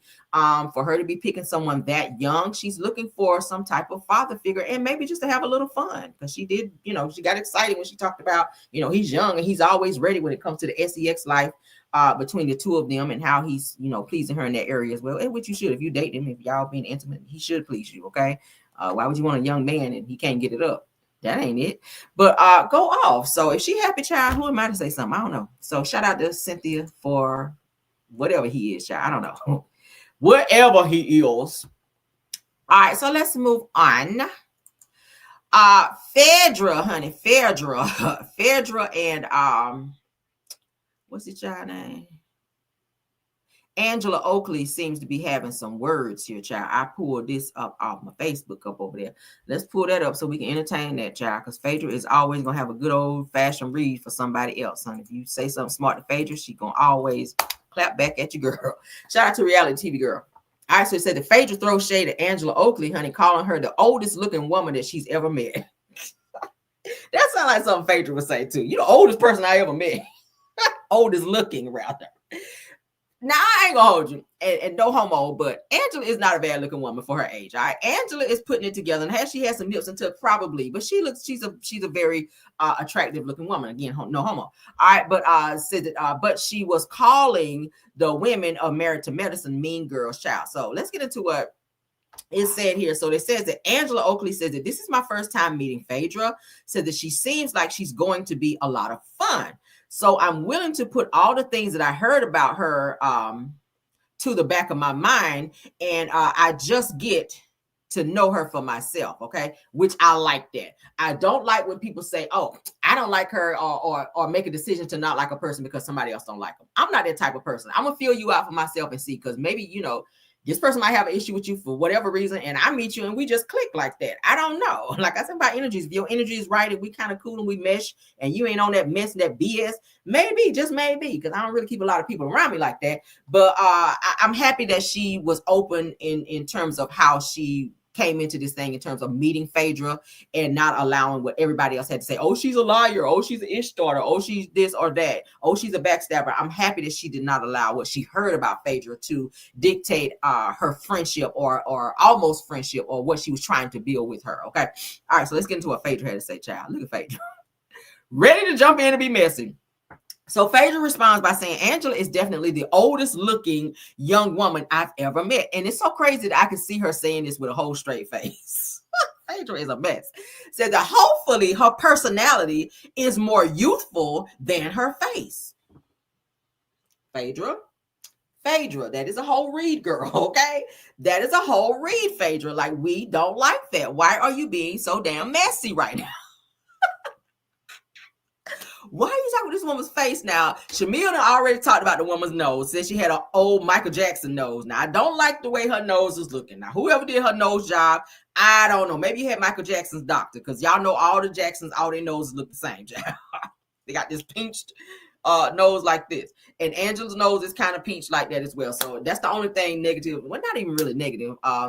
Only thing that I can really say about Angela, I really don't like the way her nose look. Okay, maybe this new Real Housewives of Atlanta chick child, she can go through there and maybe fix that, or Lisa don't look like Tamar nose. Okay, Lisa, your nostrils ain't like that, because Tamar, she got one nostril up, one down. I don't know what that's about. Maybe she trying to smell something first over here in this nostril, and then she gonna smell it later over here. I don't know.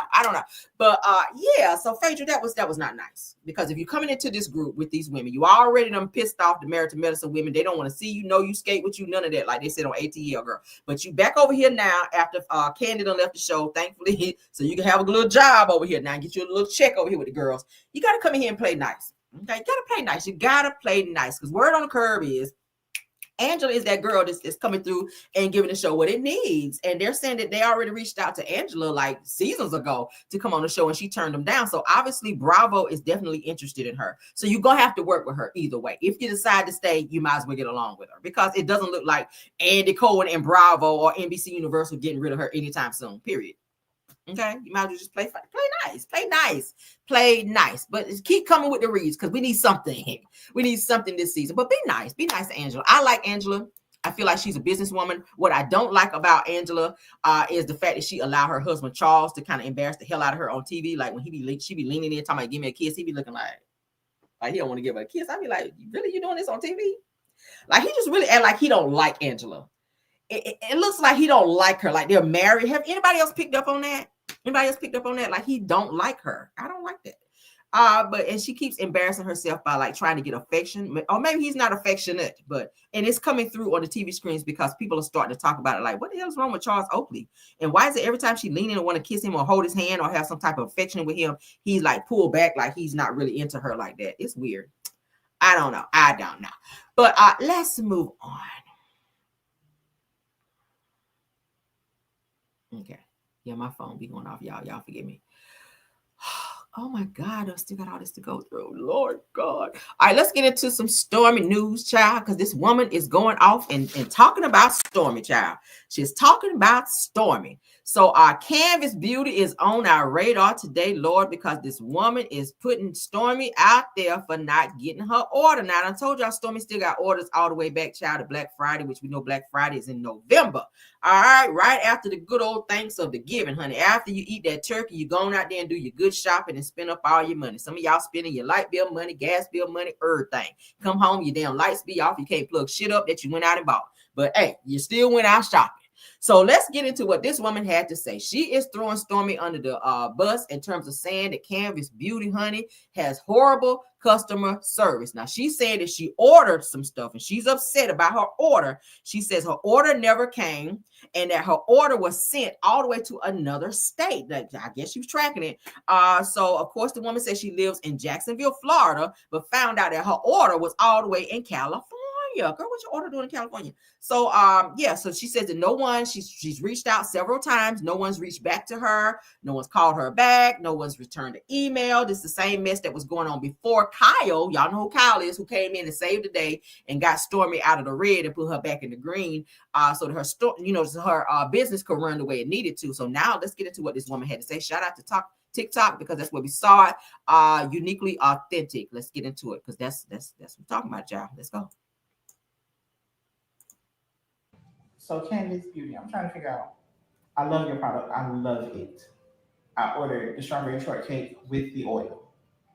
Then, because I love that so much, I ordered 2 more scents and 2 more oils. They were supposed to be here on the 5th. I ordered them on the 3rd, they were supposed to be on the 5th. Never came. Never even left your shipment. Did back and forth with y'all for a while, which y'all only texted me at 11:57 p.m. To only not have my order delivered to me, but it is out for delivery in California. Y'all hear that? I stay in Jacksonville, Florida. Sent y'all the address and everything when you asked for it. Can you tell me when my order is out in California? Getting delivered today. So not only do I have no product, what up, Tay? I have no money. Love y'all product. Love it. Horrible customer service.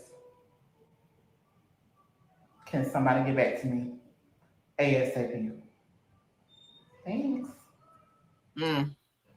Y'all hear that? This woman says she lives in Jacksonville, Florida. She made an order. She contacted customer service. She didn't get no answer. Multiple times she contacted, no answer. She's been tracking her order.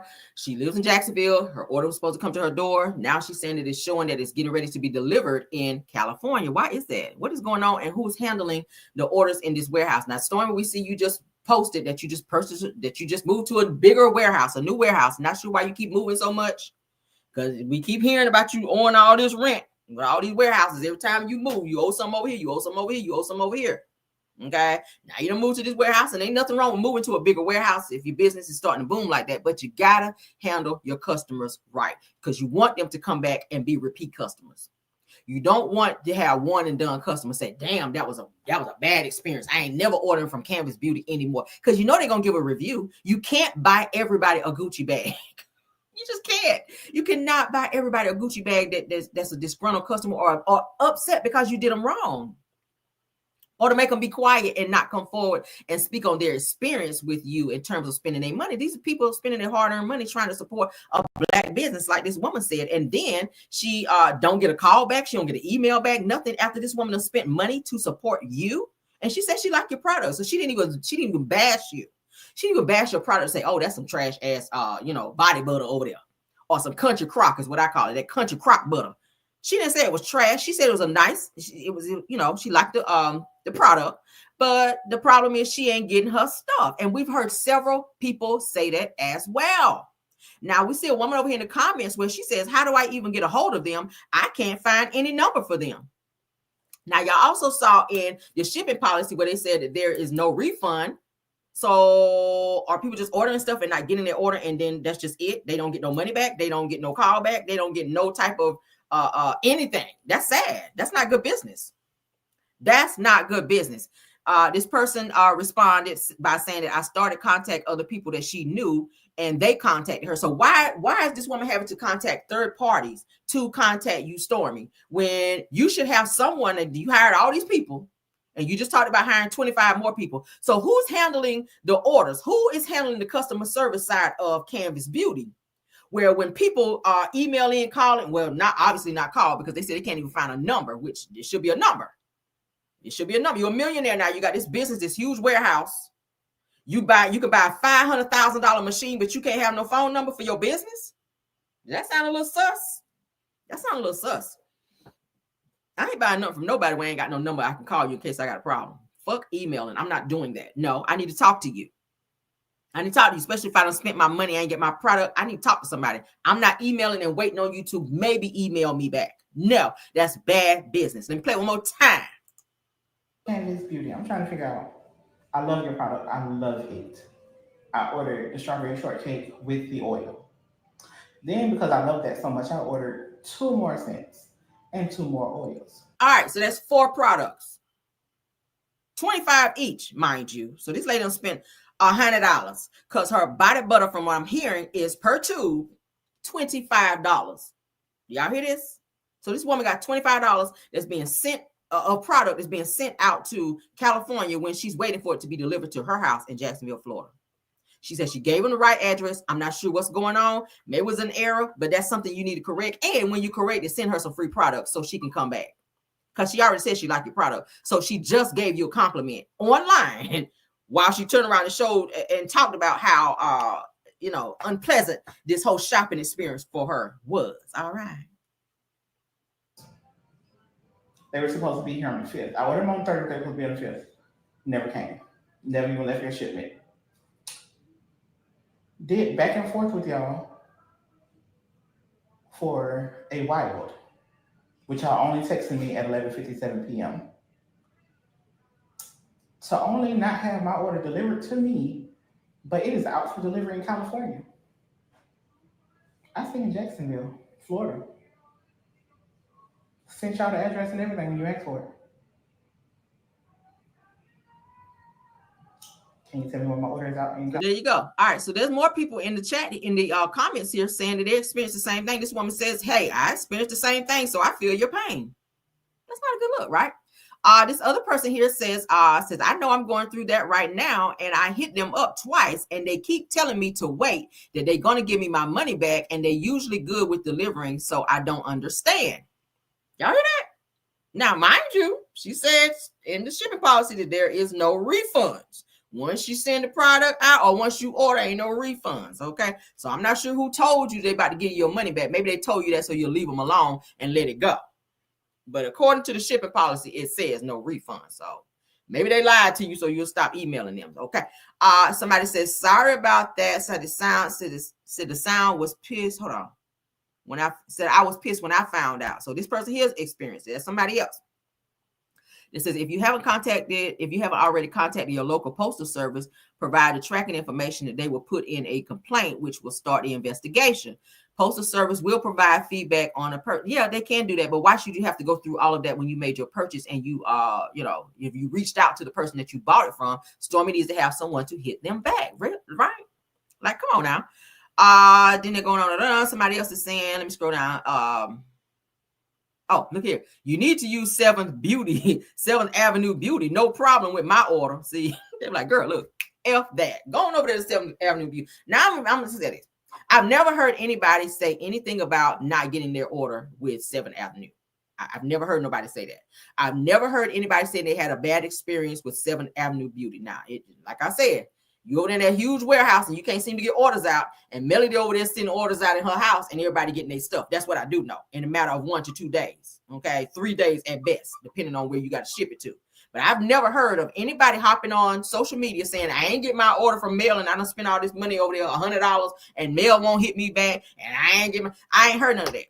But we keep hearing this with you, Stormy, which lets me know that you are more so focused on the bag versus the customer service of your clients and or customers that continue to come back and want to keep spending money with you.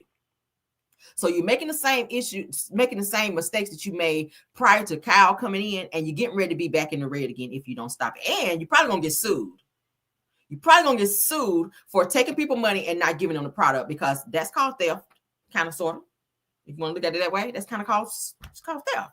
So I wouldn't be spending no $100. Fuck that. I'll be mad. I'll be ready to snap off. But as you guys can see, it's a lot of people. If y'all want to go and look at the comments, child, you can look at it at your leisure. But a lot of people here in the comments will say, hey, I went through the same thing. I'm waiting on my stuff too. I've contacted and I've not received anything, and nobody will hit me back. So that's not a good look.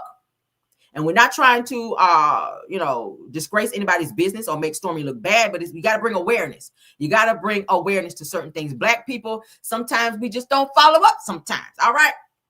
Okay, some of us can be the worst people to do business with, and you don't want that negative scarlet letter on your forehead of this person. I order from her and they don't send me my stuff, and when you try to reach them, you can't reach nobody. You don't want that as far as your business, especially if you wanted to grow. And I see you keep talking about you working with Fenty and doing all this other stuff. You're adding more logs to the fire, and your customers are falling through the cracks. That's what it's looking like. Okay, and ain't nothing wrong with moving up and working with Rihanna and all that. That's great. Great for you, honey, because I love to see how Black people come up. But what I don't like to see is Black people being taken advantage of, because some people are on fixed incomes and they just want to support Black businesses, and they can't do that because, damn, you take my $100 and you don't send me my stuff. That's the same mess you've been doing for a couple years now that we've heard. You've been doing this for a couple years now, Stormy. And it's sad that people are still waiting for stuff all the way back from Black Friday, baby. That's what, 2024, November? And you still ain't sent no stuff out? Girl. But I bet you got your nails done, Stormy. I bet your weave is done, Stormy. Okay. Yeah. I bet your lashes is on, Stormy. You got time for that, but you can't send an order out. Baby, let's get into this next topic. Yeah. I ain't got enough for her. You would never pay me to order nothing from you. And I ain't trying to talk down on her business, but I would never order nothing from there, baby. Because the way my attitude is, you take my money, and I'm serious about my coin. You take my money and you don't send me my stuff. I ain't never been to Huntsville, but we'll go. Moving on, girl. So Savannah Chrisley, honey, Todd Chrisley's daughter. I don't know who gave her a badge to be out here trying to get everybody pardoned since she got her mom and daddy up out of there. But Savannah Chrisley, honey, whose parents were recently pardoned by Trump, I would not call him president, says that she is looking into Tory Lanez case now. You got nothing else to do. Do you have a job, Savannah? Okay, do you have a job over there? Because I feel like the feds and everybody got this on lock when it comes to Tory Lanez and this damn Megan Thee Stallion case. But let's see what she has to say. Because child, she's trying to be the next Kim Kardashian, child. Get everybody out of jail now. Maybe you want some of that Tory Lanez leprechaun peen. Maybe. I don't know. All right, y'all. I just got off the phone with Tory Lanez's father, and I would love to know your insight. And you just got off the phone with Tory Lanez's father. I know he yelled in your ear because every time he talks and opens his mouth, he's loud. That man don't do nothing but yell. So I know your ear hurting, but let's continue. Whether you think he is guilty or he's not, I am obviously beginning to educate myself on this case, and I see a lot of inconsistencies that really cause me to question, did he in fact shoot Megan Thee Stallion in the foot, or did he not? Grayson says he in fact did not. Like I said, I am educating myself on this case and would love to know your thoughts. So did he or did he not shoot her? Do you believe as a first-time offender, even if he did, that this is worth 10 years in prison? Would love to know. All right, y'all. I just got... If he pow her, yeah, he need to spend time in there. Because what if you unalived her? It would have been the same thing. Okay, so you would just be out here, little leprechaun out here like Rambo, pow, and out here in these streets. Now, the word on street is that he pow, and now they're trying to say Kelsey Nicole, which was Megan Thee Stallion's friend, was the power. We don't know. But what I do know is I played the video for you guys, the audio, where Tory was saying that he's sorry for what he did to Megan. I ain't heard nothing about Kelsey stepping up and saying, "Oh no, not you. What you sorry for? I did it." I ain't hear that in the call. I didn't hear that in the jail call where when they were having a conversation, Tory and Kelsey was having a conversation. Tory was more so admitting to and stepping up to the fact that he was responsible for the incident that happened between he and Megan. He was asking, "Where's Megan in the hospital at? I'm sorry, I want to send her some flowers. Why are you sending them versus Kelsey if Kelsey is the one that was power?" We also heard about Kelsey being offered maybe $1 million or $2 million to be quiet or maybe take the rap, and she was like, "Hell no." I mean, I'm just saying, all the evidence is there is kind of pointing at you, Tory. All right, I'm just saying, why after you get starved up in jail, all of a sudden you ain't the one that did it now because you're scared that somebody's gonna come back after you again and maybe try to take you out. So now it's let me put out this narrative of somebody else did it and they got the case wrong and I shouldn't be in here and I need to be pardoned and I need to get out.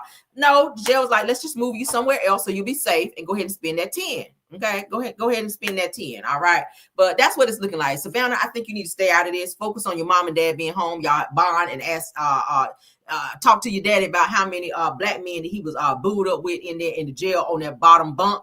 Okay, talk to him about that. Okay, ask Dad, did you sleep with your ass to the wall that night? Ask him that. Those some good questions. All right, because he said he spent quite a bit of time with a bunch of black men in jail. So I don't know. But I do know as soon as he got out, he did run over there and put that cute little blouse on to go do that press conference. So talk to your dad and find out some things that he went through in jail versus focus on who's in there that need to stay in there. All right, moving on. I ain't got no more. We're not going to entertain this anymore. No, go talk to your daddy, girl, and find out what's going on with him and your mama. All right, go find out what's going on with him because I don't care no more. Moving on. Let's get into this topic now. This is kind of sad. I hate to bring the show back down, child. Let me see what I got. Okay, yeah, I'm gonna scrap that last one because I don't care about that no more either. At the time, child, when I put my show together, some stuff I care about, but then when I get into my show, I'll be like, I don't care no more.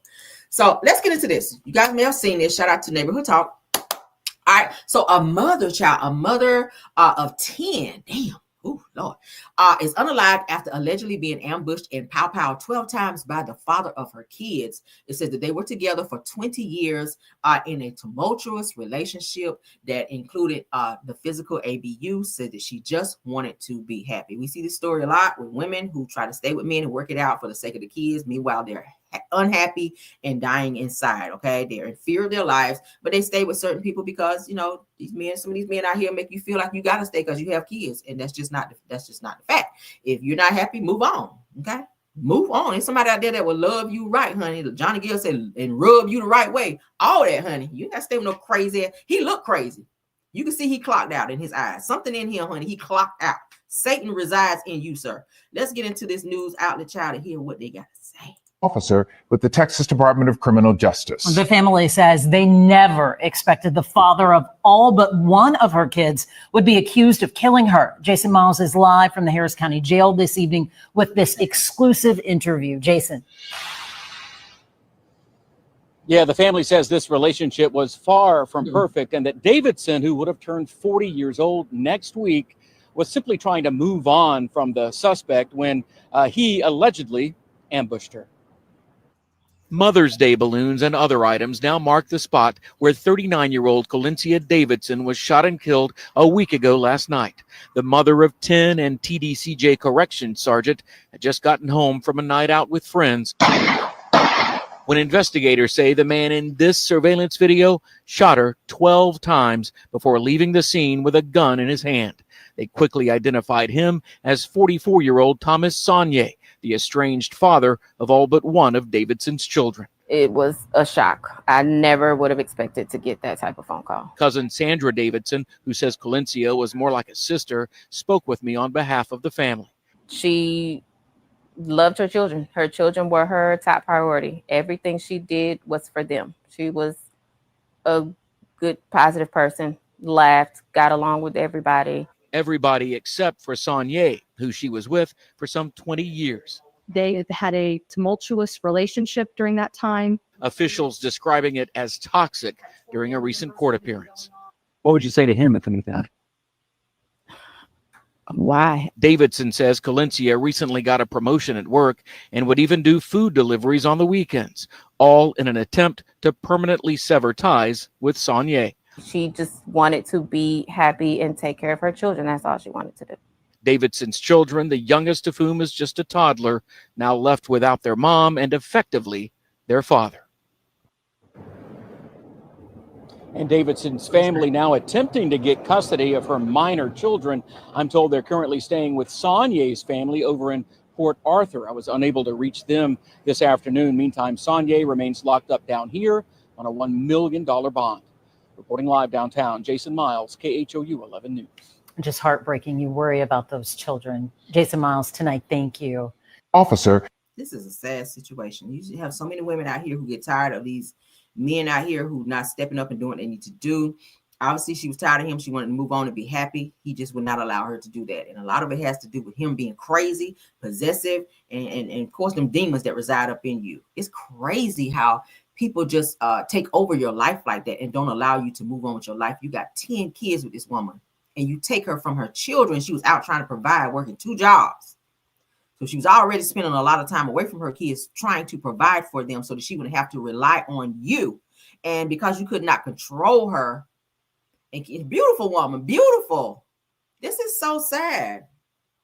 This is so sad. I'm glad he's got $1 million bond. I know he ain't got the money to get out. I hope he don't. I hope he don't. I hope he gets life. Okay. So according to KHOU 11, Colencia Davis, who was 39, was a correctional sergeant, just about to turn 40 when tragedy struck. Okay. Now police say on May the 4th around 11 p.m. that Davidson was arriving home after a night out with her friends, as you guys just heard. Now her attacker, who authorities believe is Thomas Saunier, which is her baby daddy child, who was 44 years old, waited inside of the garage to ambush her. So this was premeditated, obviously. Okay. You knew she was coming home. You knew she wasn't home. You already made up in your mind what you wanted to do until whenever she got home. So you waited and hid out and jumped down on this woman. Lord have mercy. Now the suspect pow-powed her 12 times, leaving pow-pow wounds all over her body and fled the scene on video with the weapon. Thank God for the video because they were able to show that was him. Okay, you did have a weapon in your hand as well. This all took place with the children inside the home and 3 friends on the property. So the children in the house hearing pow-pows, knowing or probably, that's probably the last that they heard of their mother being alive. I'm pretty sure. So detectives say that Saunier was in a relationship with Davidson for about 20 years and was riddled with physical abuse. Now, I'm pretty sure that throughout the 20 years, I'm pretty sure she wanted to get far away from him, but he just seems to be the type that would not let go. And he probably has several women on the side. Those be the ones that be the AB users and have several women that they're dealing with, and they don't want you They don't really want you, but they don't want you to be with nobody else. And that's what it gives. And she's been trying to get away from you and you know, have a food service job on the side so she can earn that extra money. She ain't want nothing from you. She want nothing from you, but he would not let this woman move on. So the couple had been recently broken up in an attempt for Davidson to be happy, according to her family. Now, Sonia was arrested and being held on a $1 million bond, but denies being involved in the unalived. How? When you on camera? Were you on drugs that night, sir? How are you saying that was not you when you literally that you seen running on the camera? You ran on camera to get away from the scene. All right. He says that it was a shock. He said, I never would have expected to get that type of phone call. Said that she loved her children. Her children were her top priority. Everything she did was for them. Said that she was a good, positive person. Calencia's cousin says, all right. That's so sad, y'all. Oh my God. I hate to see stuff like this. Women, choose better. Love yourself. Not saying she did not. Love yourself. If there's any type of abuse going on, or a person trying to make you stay in a situation you don't want to stay in, restraining order. Stick with that restraining order. Don't go and stop the restraining order because they're doing right. No. Keep that restraining order out there. That's what it's for. And I know it's just a piece of paper. But make sure, maybe, you know, go and I don't want to tell nobody to go out there and do that, but, you know, arm yourself, honey. Arm yourself so that you can protect yourself, especially if you got somebody that's like that. You just never know. You just never know. Get far away from this person. Alert the authorities. Let family members know. I know a lot of people sometimes don't want people to be in their business when they're going through abusive situations, maybe because of embarrassment, or maybe they're just private like that. But when you're dealing with something, you need a trusted friend, family member, somebody say, hey, I'm going through this. Just in case something happens, this is who did it, I feel like. Or, you know, find a safe place. I keep saying, keep watching the movie enough. I think I watched that movie so many times. I probably know it from beginning to end. Okay, you see how Jennifer Lopez was putting things in order just in case she was trying to, well, because she was trying to get away from this crazy man. Okay, put some stuff in the trunk, child. I keep saying, we talk about this all the time. Put some clothes in the trunk just in case you got to run up out of there, honey. Get your kids, and 10 kids. It's a lot to get away from a person with 10 kids, but put some things into place. Okay, start your savings account. Obviously, she's working a second job. Put some money aside, honey, just in case you got to make a fast break to get away from certain people like this. And make sure you are alerting authorities, family members. If you got brothers, let them know. Okay, I'm about you. I got brothers. And they be ready. Okay, on green ready. If somebody ever come after me, so I ain't worried about it, honey. I put the word back, brother. Yeah, they got me. I ain't worried. My brother, all of them 6'4" and above, so I ain't worried about none of that. But that's why you gotta have good, supportive family members and people in your corner that you can go to when you're dealing with situations like this. Is very sad.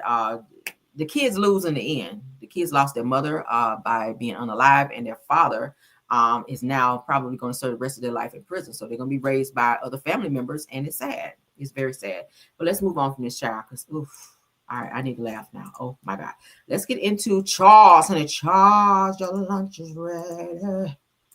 Let's get into Charles, child. Charles is giving out beauty regimens.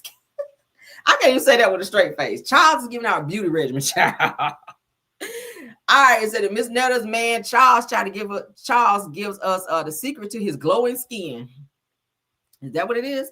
He says that's what happens when you take showers every day and use an exclamation towel. What is that? What's an exclamation towel? I'm sorry, y'all. Oh my God. They said that Charles said that his skin is clear because he uses an exclamation towel. Now I got to go out here and go on Amazon when I get off live and find this exclamation towel. Who knew, girl? Who? Let's get into it. This is so stupid. Oh my God. Yep. That's what happens when you take showers every day and use a exclamation towel. What is that? Come on, Lily. Get out the ground. Oh my God. Yeah, I can't say it right, so it's that what kind of towel is that? Japanese exclamation towel. What? Whatever that shit called. You can look it up on Amazon. Baby, I think it's about, I don't know. I forgot. I think I spent about $25 on that motherfucker, but it works. On a towel. Helps keep the skin clear, depending on soap you use. And I use the bar soap, so I'm good.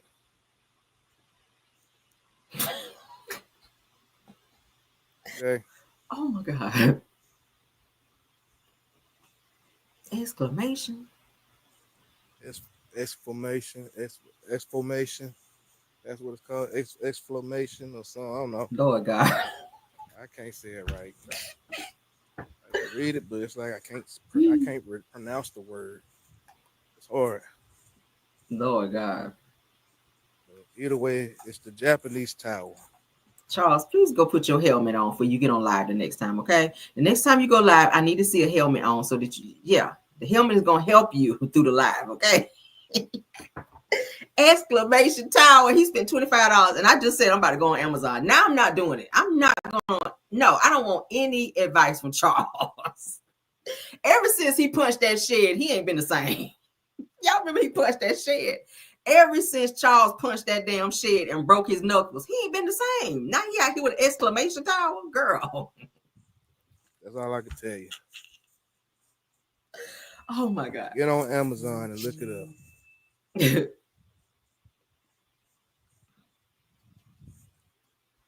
Lord. It's full. I can't say it. Damn. I got on my damn nerve with this shit. I'm Why they breaking the word down in the chat? Exfoliate. He like Charles, really? Boblating shit. Oh my God. Boblating. So I can't say it right.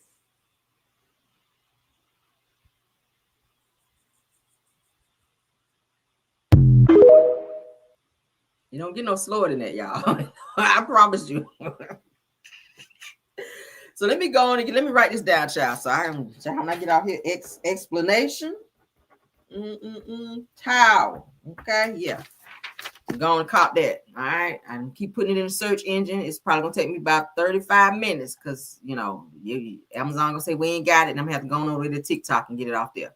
All right, so all right, so let's get into this last and final topic. Those of you that are natural, something that I cannot be because I don't got time. That's too much time in the mirror. That's too much work. So social users react. Let me go ahead and pull it up so y'all can see. This is our last topic. This is our last topic.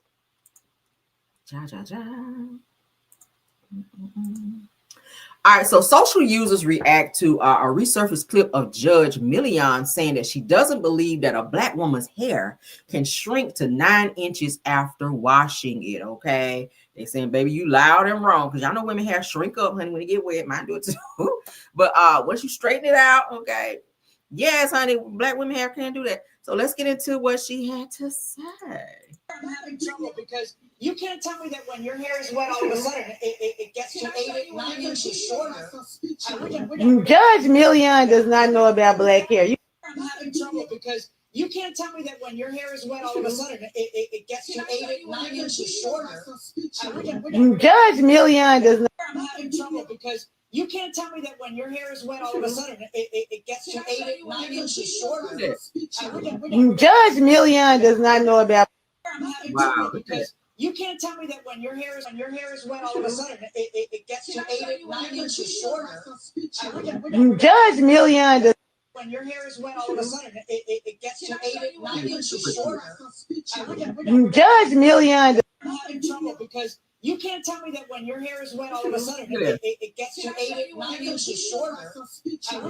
Judge Million does not know about black hair. I'm having trouble because you can't tell me that when your hair is wet all of a sudden it gets to 9 inches shorter. Judge Million does not know about black hair. Beautiful hair. Beautiful. Look at that bounce back over there. Look at the difference between it being straight. Because you can't. Why is she judging on black hair when you obviously know nothing about it? Black people, everybody know when your hair get wet, it does shrink up and get curly. Mine do that. I look like I got a damn Jerry curl when I wash my hair. But when I blow dry it out, you got a little hey going on.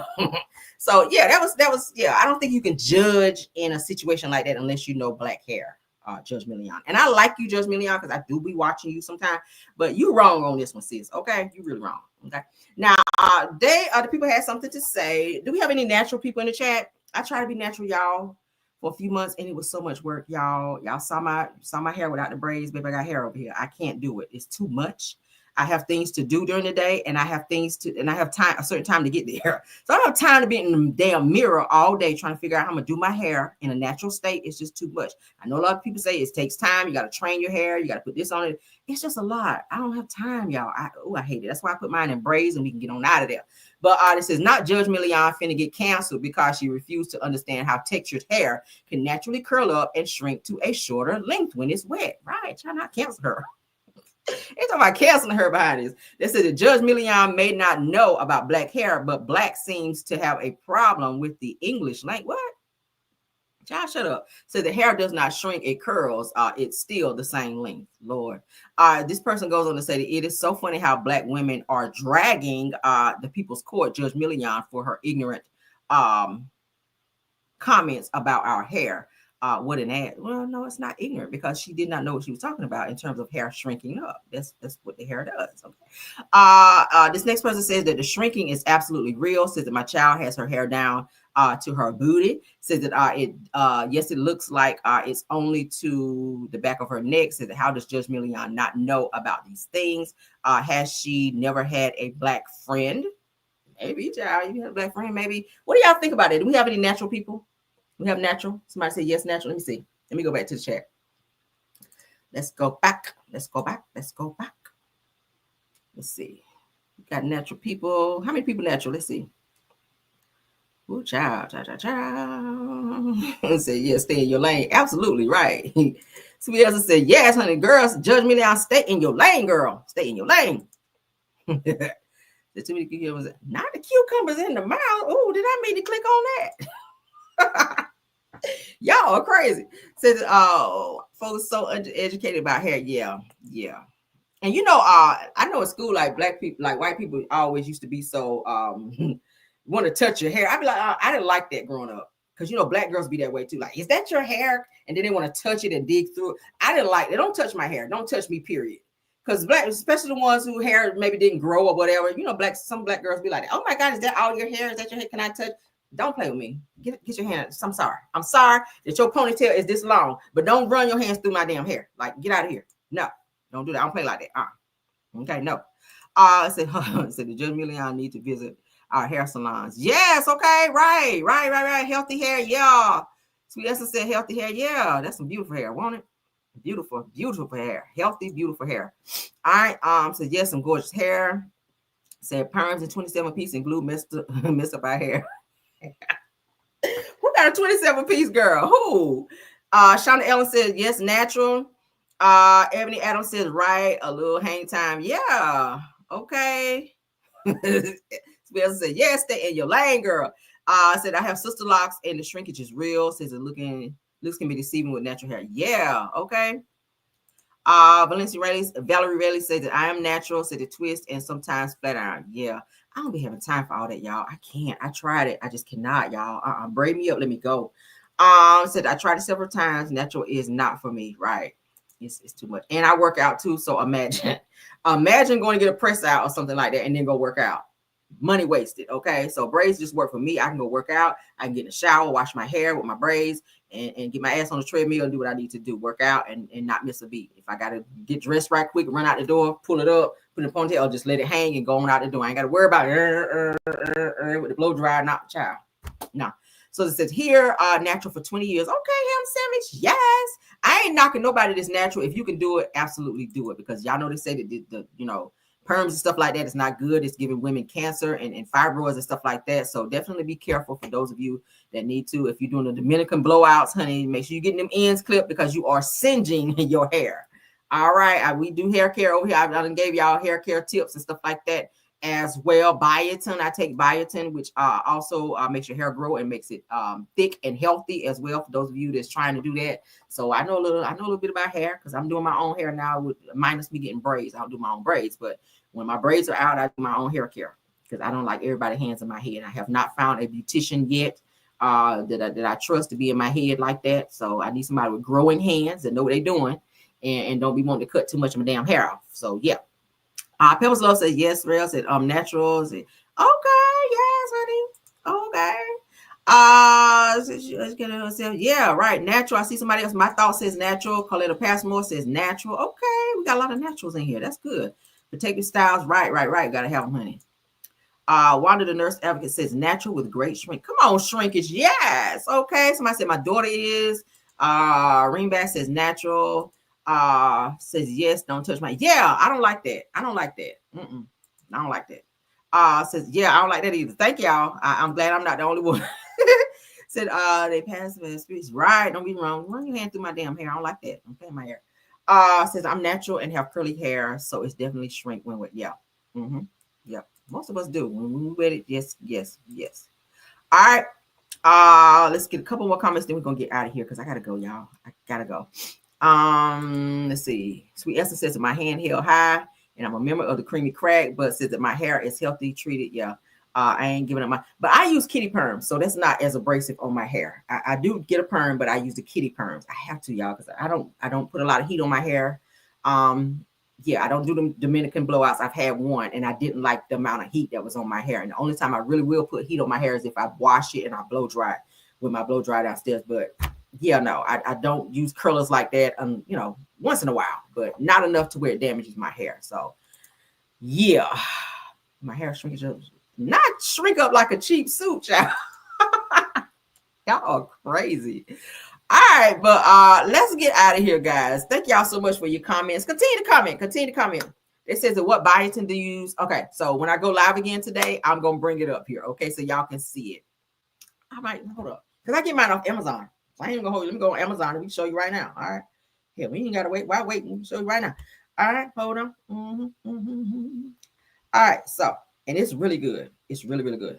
It's called Alive. Okay. It's called Alive. It's $8 and 49 cents. All right. I'm about to show it to you right now. Okay. Yep. Here we go. Boom. Can y'all see that? Hold up. Damn, hold up. Let me take the thing off because I got this little special background on. Let's see. Let's do none.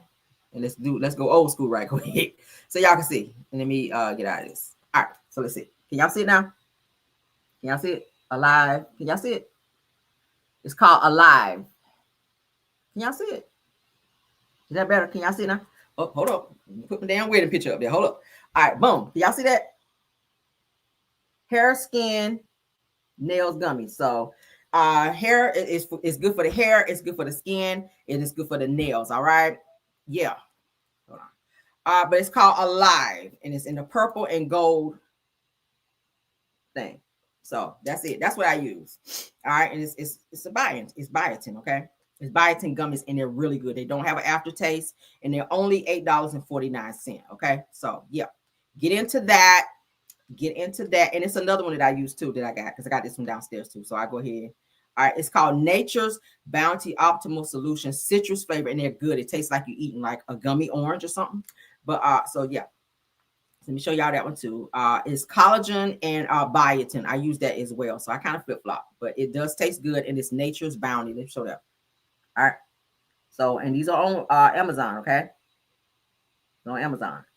Those of you who want to get into using that, if you want your nails to grow healthy, these are my nails. I just get the stuff on top, like the overlay, so that they don't break. Okay, but these are my nails. The length. This is my nail. These are my nails. I just get the gel on top to make them hard.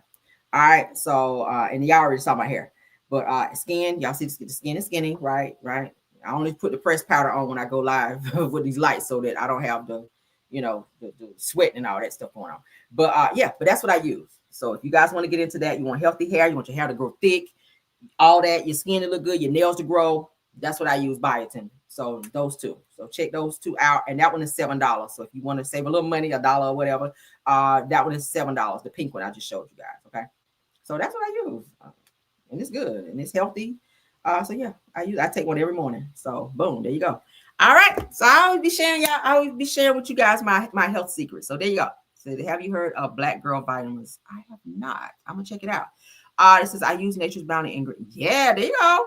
There you go. But you can get off Amazon. They'll bring it right to your door, child, because I don't like going in the store like that anyway. So there you go. Go on to Amazon and order that so y'all can have healthy hair and nails and skin, okay? And drink your water and mind your motherfucking business, all right? Let me put some waves up here, child. Ooh, look at that. Y'all like that? I got several backgrounds. Y'all like that, child? Ooh, let me get in the waves right quick. All right, there we go. Yes, honey. So let's get out of here. Love you guys down. They said Nature's Bounty is Nature's Bounty is a very, very good thing to use. So get into that, and check it out. All right. Thank you so much, Belle Wilson, KBR Tyra. Thank you so much, Scorpion Miss. Thank you so much, Rose Armstead. Thank you so much, True TV Podcast for modding. Y'all do such an awesome job. Thank you, Schoolboy, for being here. Thank you. Let me get my cheat sheet out, child, because I remember everybody. Sunny Days, thank you so much. Thank you, Purple Unicorn. Thank you, Messy Hills ATL Boss Lady Bread, Girlfriend Chronicles. Love seeing her again. Schoolboy. Thank you. Did I say Sunny Days?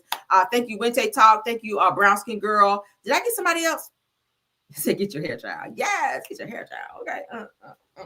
All right. Purple Unicorn, I see you. Did I miss anybody? I feel like I'm missing somebody. It's another content creator. I think I saw that I may have missed. Mars, please let me know so I can let them know how much I appreciate them. Okay. Let me know. We're about to get out of here. Oh, Shay Renee. How can I forget? Thank you, Shay Renee. And also thank you for the super sticker. Okay. Shay Renee as well. And everyone else who gave super stickers. Thank y'all. I really appreciate it that you guys are supporting the channel. All right. Lisa's World. Thank you, Lisa's World, for coming over and supporting as well. I appreciate all you content creators. You guys go and check out all these content creators that we mentioned just now and support. All right, get over there, hit that like button. Don't do how y'all do me over here and don't be hitting the like button, but y'all go hit the like button and support, okay? Love you guys down. I'll be checking back in with you guys a little bit later on, all right, because I got a lot to do today. Oh, my God. But if nothing else, honey, let's go. Bye. Even when you feel low, you can still go. Even when you feel slow, you can still go. Even when there's no hope, you can still go. I never answer to no, man, I still go. Thank you, Wente Talk, Brown Skin Girl. I think I said them, but again, thank you guys for stopping by as well. Y'all check out these content creators, all right? Bye. Go.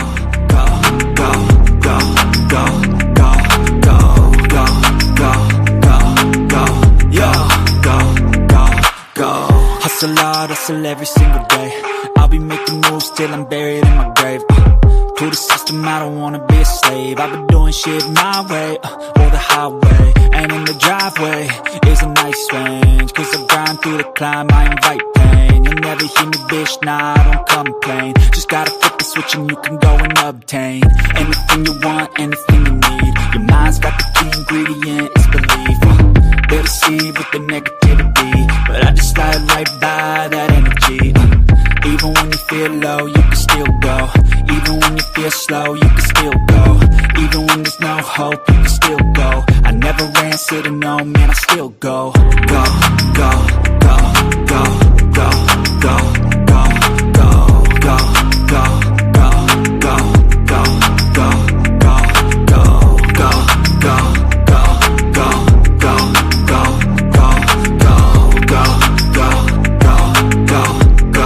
go, go, go. You got a mind, but even that could change. You could flip the gray matter like some batter in your brain. That's why I say, fake it till you make it A. And if you play that game, then you just might make a change. Rearrange all the bad to okay. Take the worst thoughts saying, turn them to a game. Take the best thoughts saying, put them on display, on repeat.